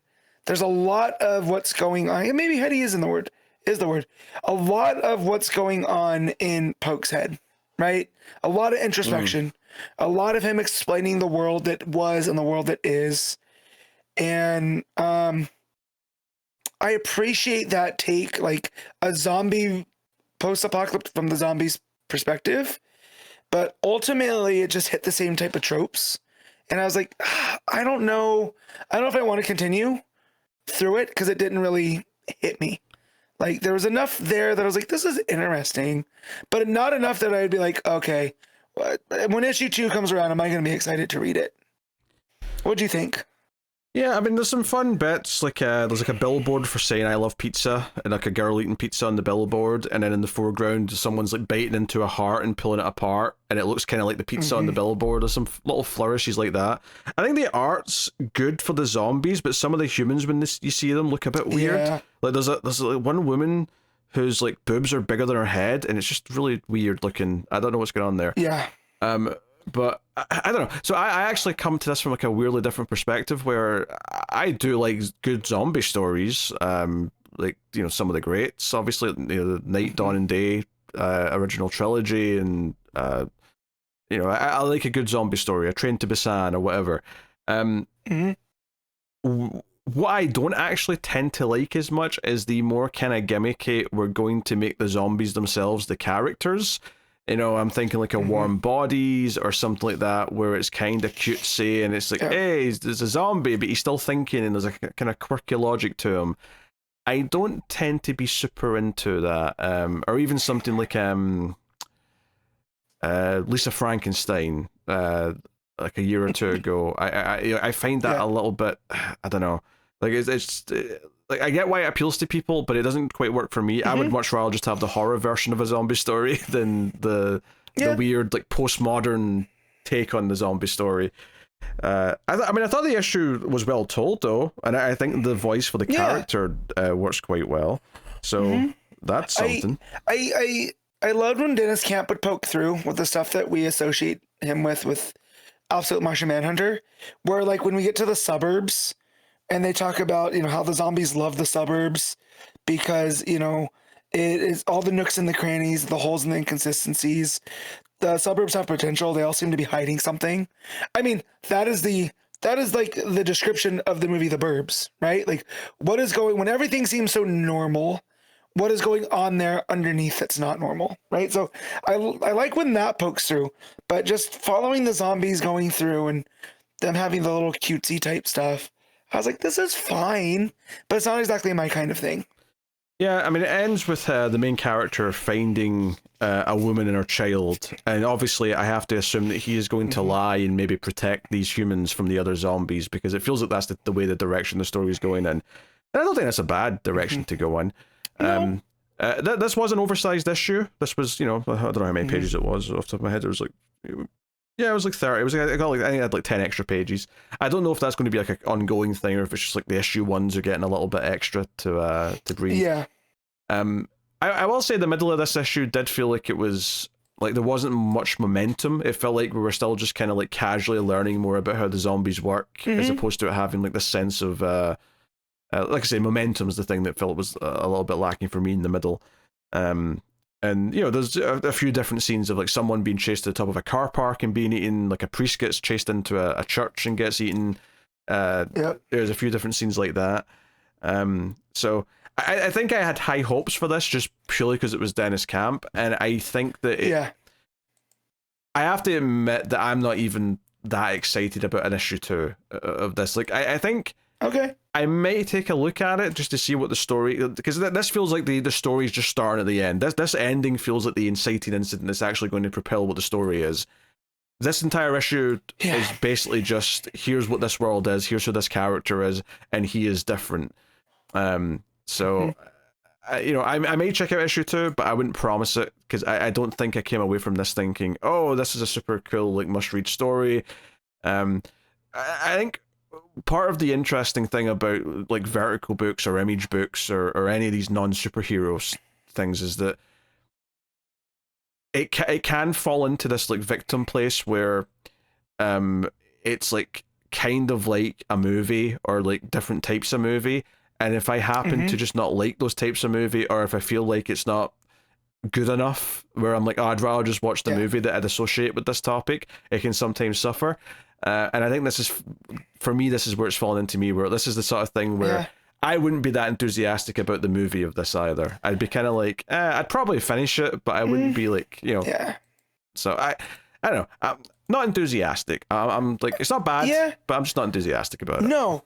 I mean, if this was any other writer besides Deniz Camp, I don't think we'd be like, oh, we'll check out an issue 2, maybe.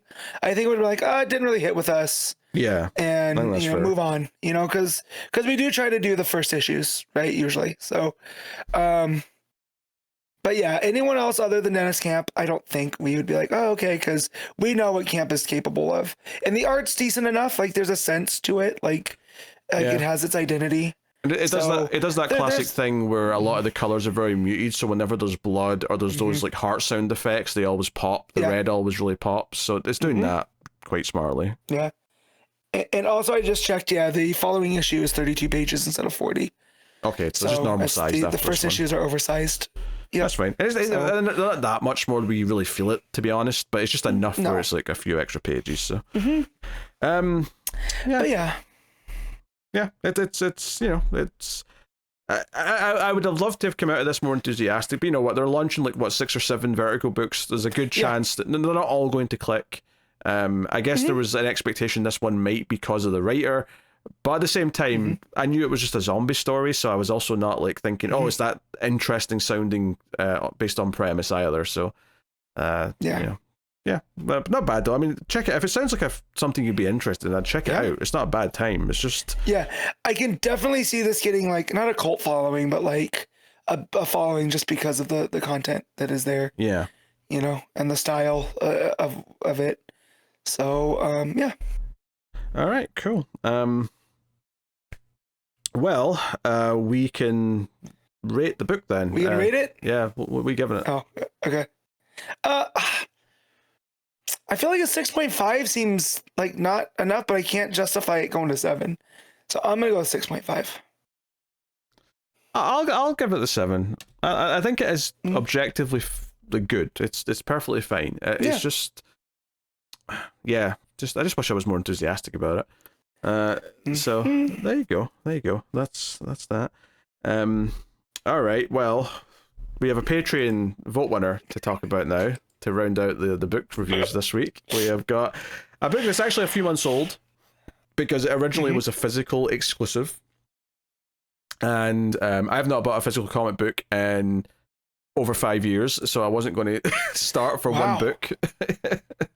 Yeah. You know, was not going to happen. I could see me collecting like collections again at some point physically down the line. You know, if you know I'm richer at some point, maybe I'll want to like get back into doing that. But singles, I don't think I'll ever go back to physical. But so we never did it at the time when it came out. But the winner, now that it was out digitally, it was on the vote, and then one is Batman Deadpool issue 1, which is a main story by Grant Morrison, with Dan Mora on the art, and then there's some backups. We'll get to the creators on the backups as we get to them. So I have to admit, I was never that enthusiastic about the announcement that they were doing Marvel DC crossovers, because ultimately they're kind of like, and I'm speaking about something that I know nothing about here, but I think this is an apt comparison for those who don't know that I'm about to bring up. This is a lot like All-Star games where they don't mean anything. They're just like throwing players together, and it's like an exhibition thing, and nothing important comes of it. And I think that's even more true in a storytelling sense with this type of thing, because literally this has no impact on anything. And what's so funny is that there's kind of an explanation in the main story as to why Batman and Deadpool are kind of like merging, why they're together for some reason. But some of the backups, it's like they all have different reasons, or in some cases they just don't. Like I like this backup that I'm about to mention, but when we get to the Nightwing Laura Kinney backup by Tom Taylor, it's just, she was just visiting, she was looking for Batman in Gotham, and she found Nightwing instead, and I'm like, wait, so in this story, does Marvel Universe and DC's universe just coexist? So I took that as because of what had happened in the Batman Deadpool story of the merging of the universes, that for a short time, they're touching. That was a very sexual thing you did there. You saw the touching. The tips were touching, Matt was showing me there. It was a very visual thing for those of you who are not watching the video version. He got out some sex toys to really demonstrate the tips. I did not. I was muted so I could have a coughing fit. And I took the opportunity to... took advantage of that. Yes, of course I did. So, yeah, look, I did not like this at all. Me neither. The main story, that is. It made me angry. Yeah. Yes, it made me very angry. I'll be honest, I don't think I've liked a new thing written by Grant Morrison in a long, long time. Now, obviously, for a period there, I was doing the old Animal Man run. I've enjoyed a lot of Grant Morrison's Doom Patrol, a lot of their like Batman stuff, of course. So I love a lot of classic Grant Morrison, but modern Grant Morrison, every time I try to read a modern Grant Morrison book, I just feel the same weird disconnect with the dialogue, where I just find it very hard to follow. It doesn't flow to me very well. And then you add in all the meta bullshit with Deadpool, who's a character that I don't particularly like that much. Yes. And you have this. Yeah. So, like, I read the last new Morrison thing I read was Klaus, which is a modern, like, not a modern retelling, but a retelling of Superman. Oh my God, get on with the program. Of Santa Claus's origin. And it involves the Krampus, and it's a lot of fun. And it's like psychedelic Santa, because at one point, Klaus drinks this thing that allows him to see things and get in touch with his empathy and all this other stuff, right? Very, very Morrison, spacey, but still at the end of the day, it was a story about the origins of Santa. It's very to the point. This is it gets a very meta contextual about comic books between Batman and Deadpool, who I don't necessarily think complement each other very well. And I understand that's the point, right? They're so different, is that Batman is so serious and Deadpool is not serious at all. Well, but I don't think Morrison. You want to have the running thing where he keeps calling him Slade, and he's like, "It's Waid." Right. You know, they wanted to do the Deathstroke Deadpool jokes. Right. But when you know that as a longtime DC fan, we know that the reason that Deadpool is called Waid Wilson was a take off of Deathstroke Slade Wilson, right? As Liefeld just took it over to Marvel with New Mutants, and that's where Deadpool came from, you know? If you don't know that, though, it's just kind of a throwaway joke that keeps reoccurring. Yeah. You know? And the whole thing is like they've merged, but they're also inside like like a Black Mercy style fake world for a lot of it or something. Honestly, I wasn't having the greatest time following the PCs all that well. I'll say that much. And then I would also say that eventually Grant Morrison shows up in this book as the writer writing the story, and it gets super meta, which is not the first time this has happened. In fact, it's not even the second time it's happened, and it's not even like this is a recent thing that happened. This was something that happened in Animal Man, in the late 1980s. So this is like a shtick that Morrison's went back to time and time again. Yeah. Which at the time was like super, like, because hearing you talk about the Animal Man, it was earned, right? Where we have this idea of storytelling and what that means with modern myths. And out there's a whole issue with Wile E. Coyote and the Roadrunner, but in real life. And the whole concept of a coyote being a trickster god and what that means in the sense of the world and how everything's connected. And so by the time you get to Grant Morrison in Animal Man, it's earned because there's been this talk about creators and stories and what that means to the average person. Here we get Cassandra Nova, who, if people don't know, is Charles Xavier's evil twin that he strangled in the womb, yet somehow she materializes. Most people probably recognize her from Deadpool and Wolverine, right? Not so much from the new X-Men run. Well, she was in the movie Deadpool and Cassandra Wolverine? Nova, yes, Deadpool and Wolverine, the movie. I never saw that, so that's just to me.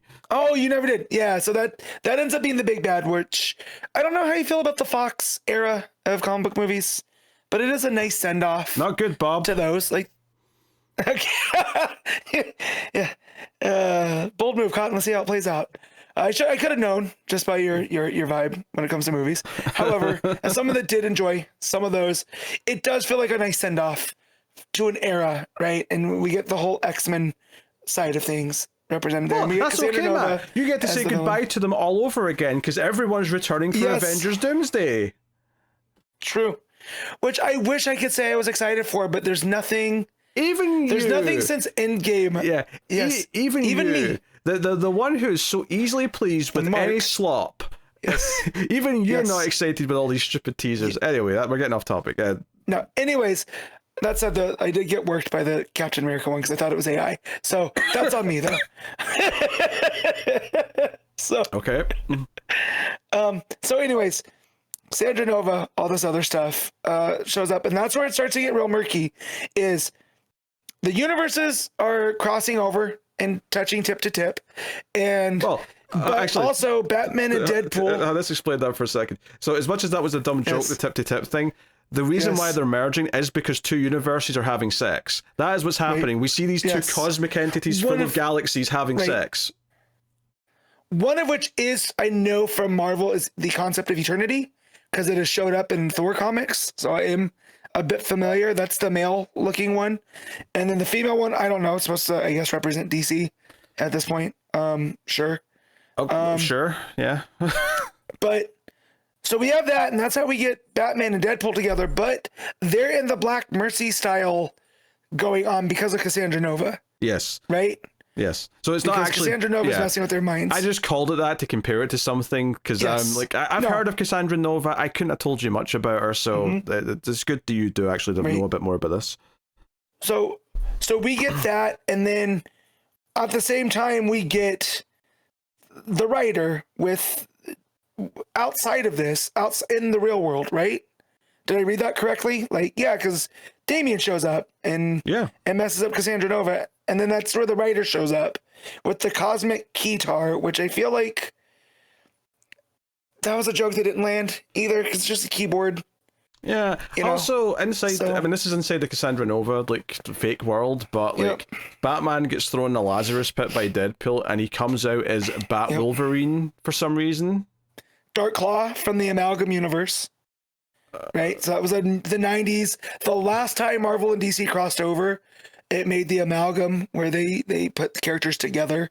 And Batman and Wolverine was called Dark Claw. Well, It still looks stupid, and it would have looked stupid back then too. Yes. That's my stance in this. Yeah, well, and again, and this is Morrison playing with the meta and the comic book historian side of themselves, which again, in a vacuum, I appreciate. If I want to hear Morrison give a lecture on the crossing over of DC and Marvel, and he brings up how throwing Batman into a Lazarus pit in the Marvel universe would create Darkclaw, cool. I don't want to read a comic about it though. It's just this weird thing where like a lot of these crossovers are going to feel just like these pointless mashups of, hey, these two characters meet, let's see them fight a little bit, let's see some mashups. And then Grant Morrison does that, but they also do it through this lens of he's going to do this like, you know, meta deconstruction of previous crossovers, which I'm sorry, but at this point you cannot assume that the audience reading the comic are going to get references to something from the 1990s, especially since I don't hear people talk about those things that much. Like, but stuff from the 90s that comes up, except how silly, you know, except for how silly it was, right? And no one is taking it serious, right?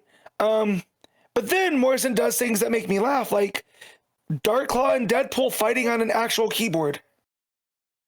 Right? Like, why? Because why not? Right? If we're gonna do this type of thing, give us an interesting visual. Yeah, you know? Yeah. And then Batman and Deadpool merged to become Dead Bat, which is just stupid. I forgot about that because this took me. I read this over the course of the week. I started reading it Tuesday. I didn't finish it till last night, so it took me a while. I forgot about Dead Bat until just right now. So thanks for that.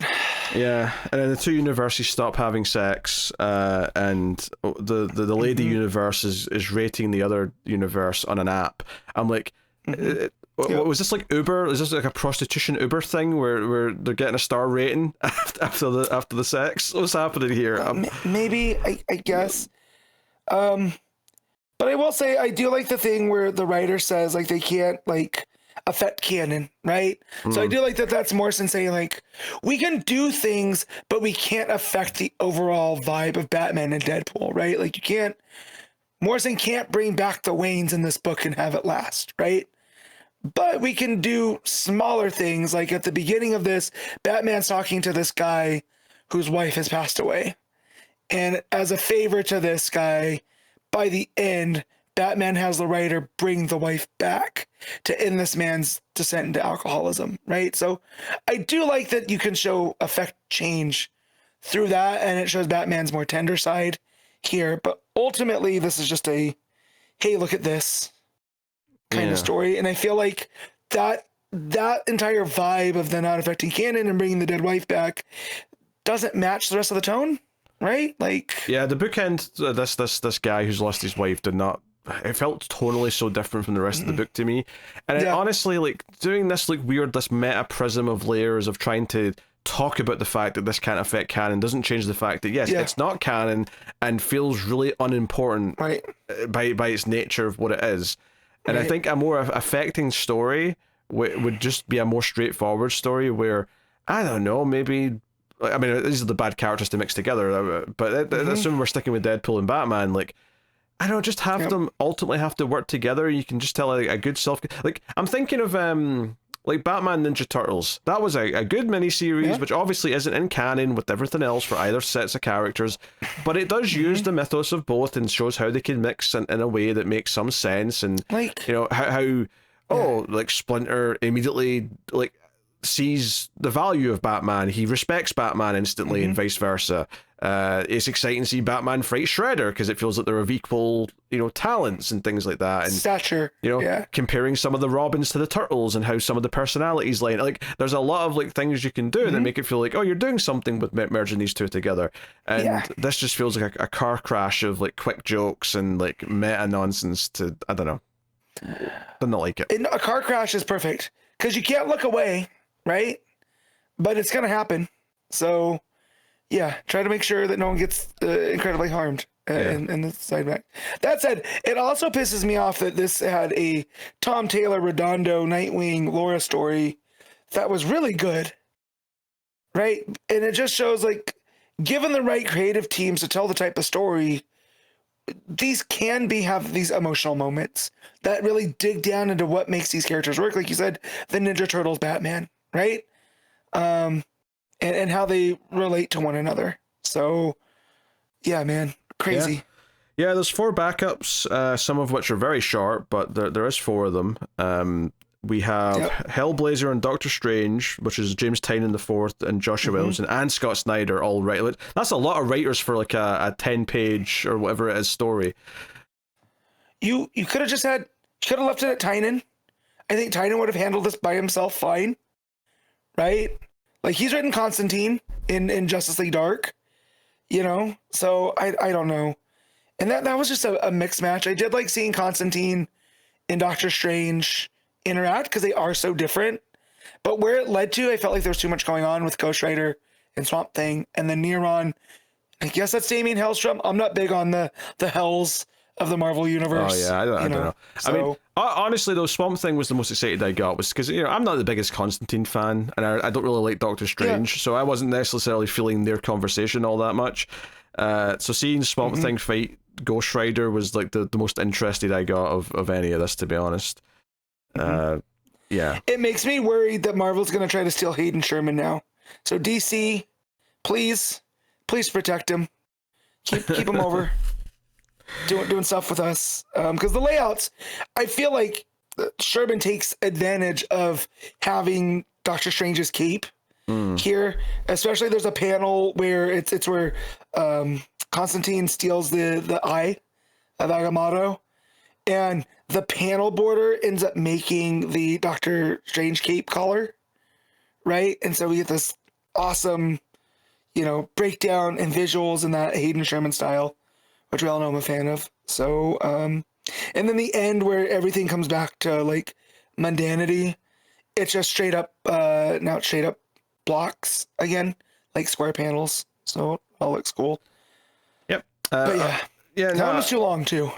Yeah, it didn't really have much going on other than just like, here's the horrors of my world, and Constantine says at the end, maybe you should come to my world and see what my horrors are like, and he's like, maybe the end, question mark.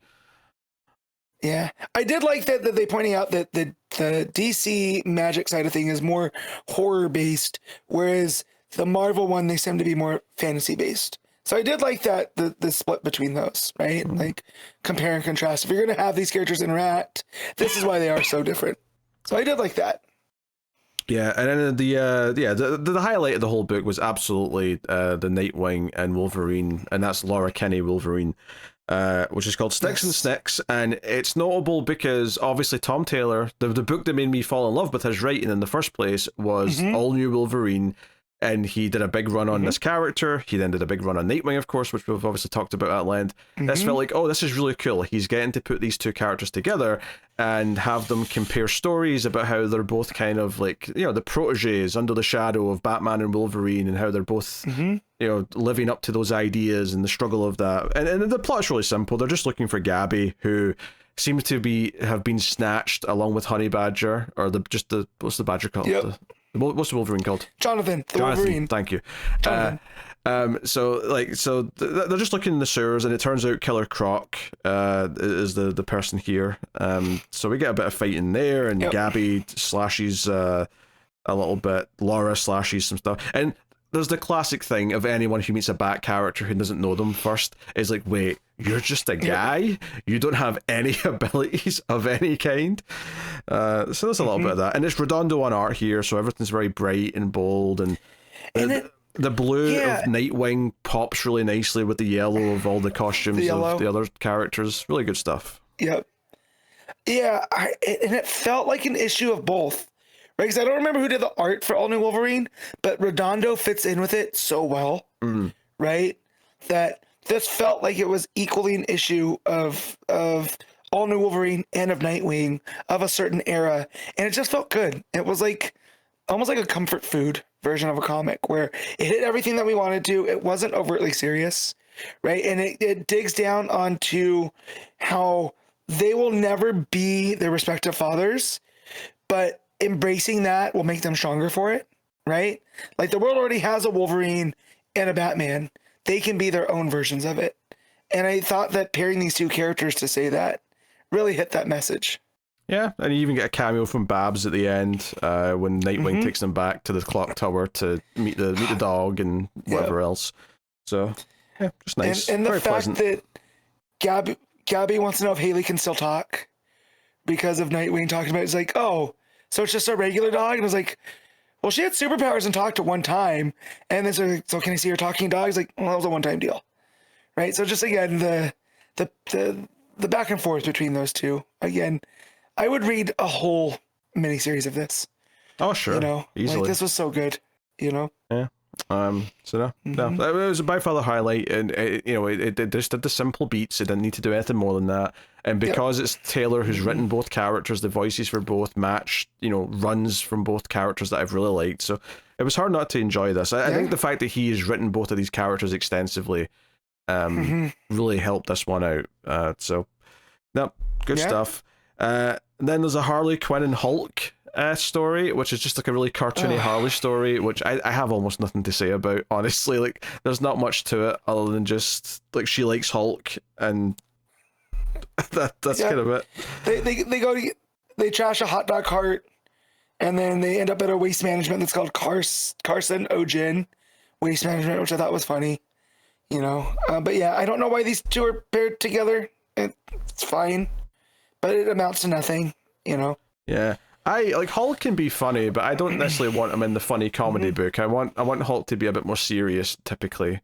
If you're gonna do it, I want someone that's not Harley. I want someone that is like, all right, big guy, commenting more on Hulk smashing type stuff versus the chaos that Harley tends to bring to things. I would rather Batman with Hulk than Harley with Hulk. Yeah. I want a straight man with Hulk. Yeah. Yeah. Yeah. So, but it's very short. Whatever.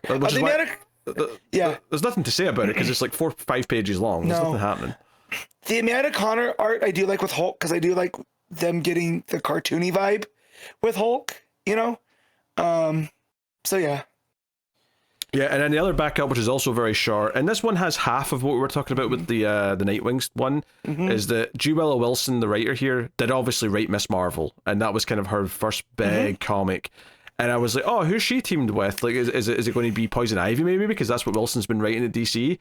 No, it's Static, which I don't think Wilson's had any particular attachment to. But both young heroes trying to live up to what it means to be a hero. I think that fits with both. But at that point, it could have been anybody of the young teen heroes at DC. Yeah. So at least taking a chance with Static. But there's nothing. Again, I'm only familiar with Static from Static Shock, the cartoon series.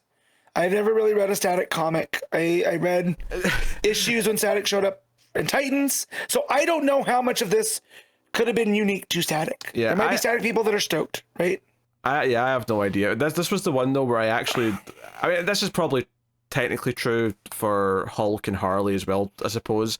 If we're only counting like dedicated comics, where I've read a lot of Harley and Batman stuff, but this was the one where I went, wait, this is weird. I've read more of the Marvel character here than I have of the DC character, which is very strange for me. But because I read the first 2 or 3 trades of Wilson's Miss Marvel, so I've read a bit of that stuff.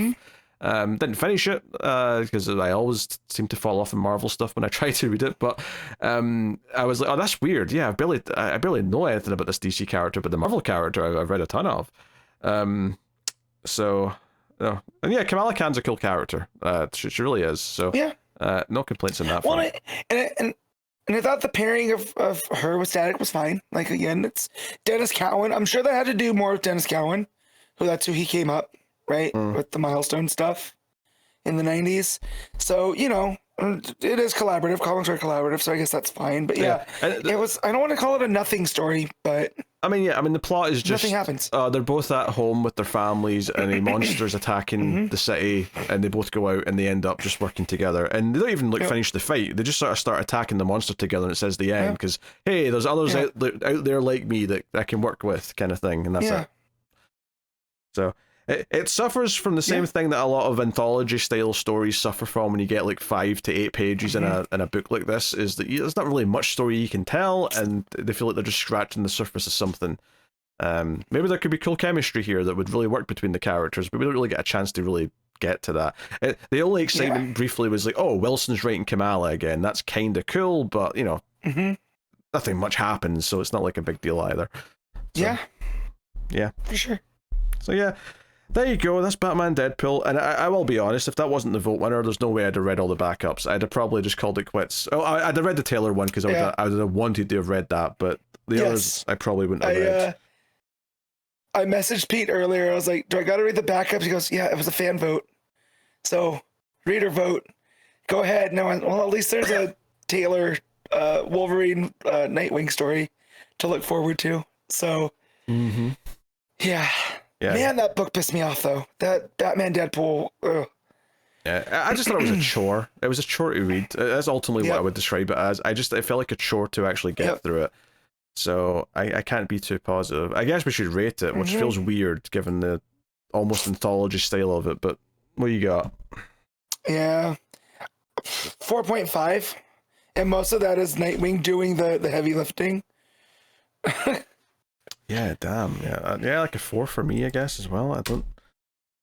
Yeah, it just wasn't for me, and it never appealed to me doing these like one-shot crossovers in the first place. Maybe some of them will end up being good, but like it doesn't excite me at all. Like, again, Batman and Deadpool is such a weird combination, and I loved Morrison's Batman, right?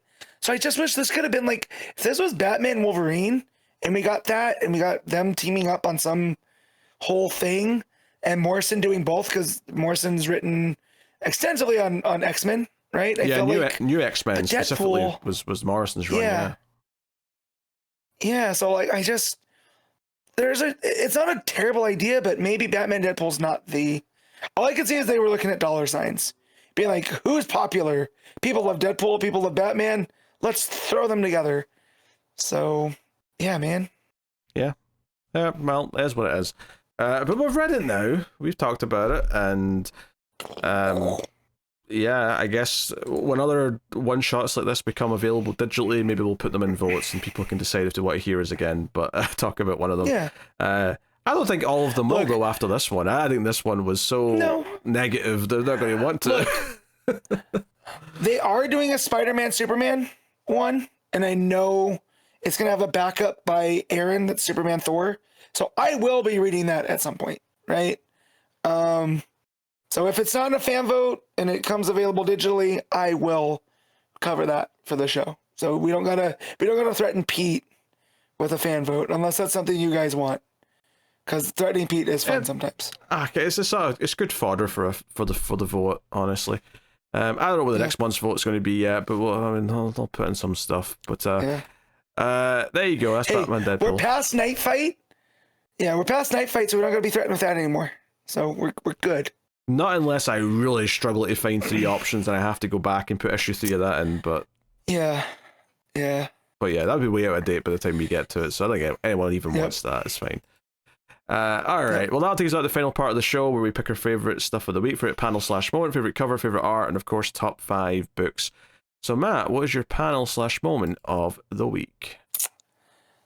Okay, so Action Comics had some good ones. I think the Superboy rushing in and saving Lana, just the way the art looks with that, with the blues and purples with the red, I think that's really good.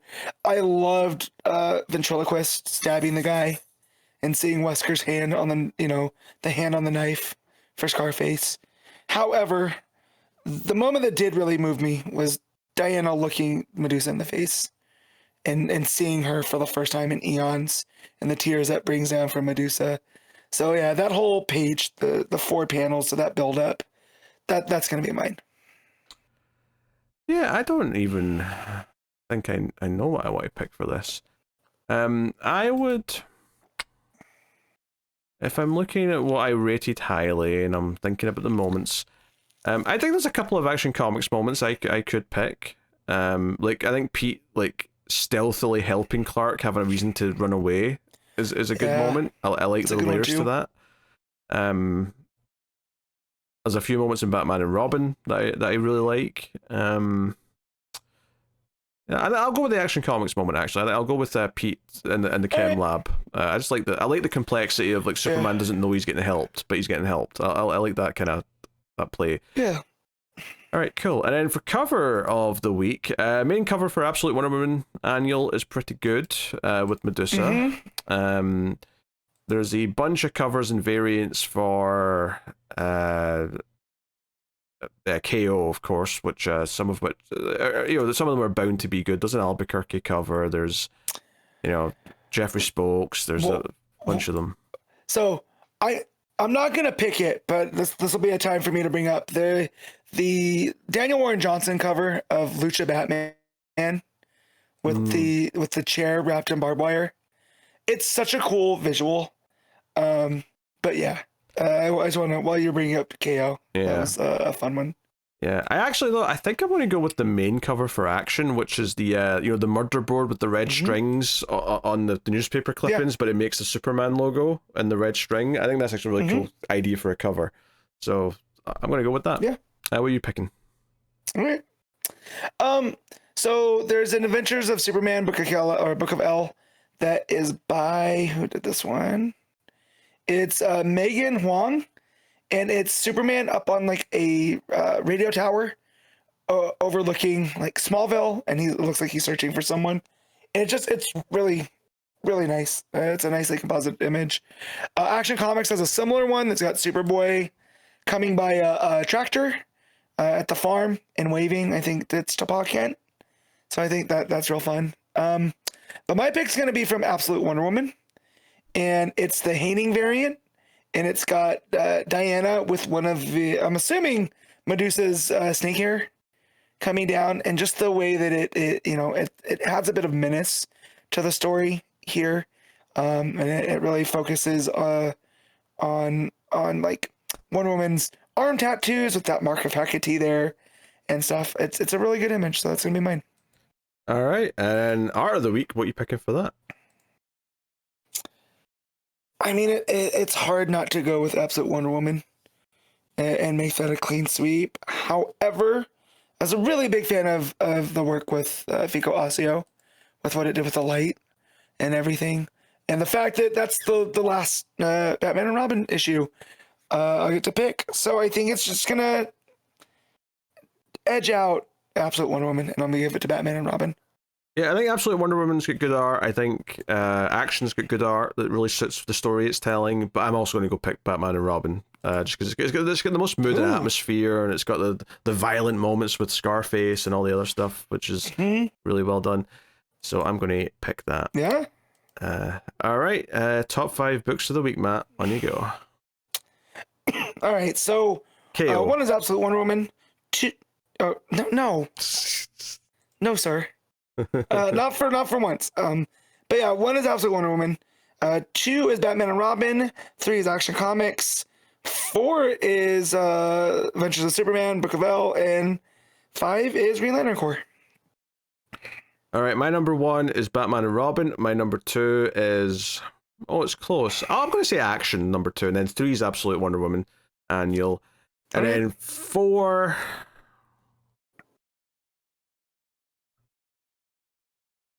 I guess Adventures of Superman, and then 5 Green Lantern Corps, I guess. Yeah. It's a bit of a more middling week though, overall, average wise. Like week 2 right now. Yeah. And now that we've lost Batman and Robin, it's going to potentially be worse unless there's good books launching next month. But we'll find out. So there you go. I'll now tell you what's coming next week from DC Comics. So next week we have Absolute Batman issue 17. We have Nightwing 135. There's Batman Superman World's Finest 48. There's Titans issue 32, which is still a KO tie-in. It's not the start of the new run yet. We have Wonder Woman issue 30. We have Superman Unlimited issue 10.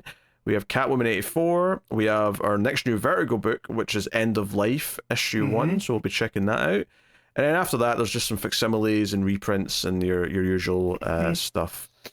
So, yeah, that's what's coming next week, everyone. So, look forward to that. But yeah, that'll bring an end to this episode of Comics from the Multiverse, the most cheery episode that we've ever done. Of course, we bookended with just nothing but negativity, so hopefully that didn't get you down too much. But hey, got your calls it like we sees it. Yeah. So, let us know what you thought of the books this week in the comments. And of course, the big thing to say here at the end is how you can support this. If you want to keep the podcast coming forever and ever and ever until one of us is dead, then you can do that via patreon.com/MailFuzzTV. Or via YouTube membership, and get access to the classic single reviews we've been doing. We've been working through Batgirl Year 1 and been enjoying that. There's been one review of that every month, and there's the monthly vote, of course, which we mentioned earlier. That's what Batman Deadpool 1, and that goes up towards the end of the month every month if you're a patron, and you get the show a little bit early, as soon as it's out of the oven, effectively, late Saturday, early Sunday. But that is the show, everyone. Thank you very much for joining us. Thanks to everyone who already does support the show. It is greatly appreciated and does make it all possible. We'll see you guys next time. Keep reading DC Comics, and remember to never get lost in the Speed Force.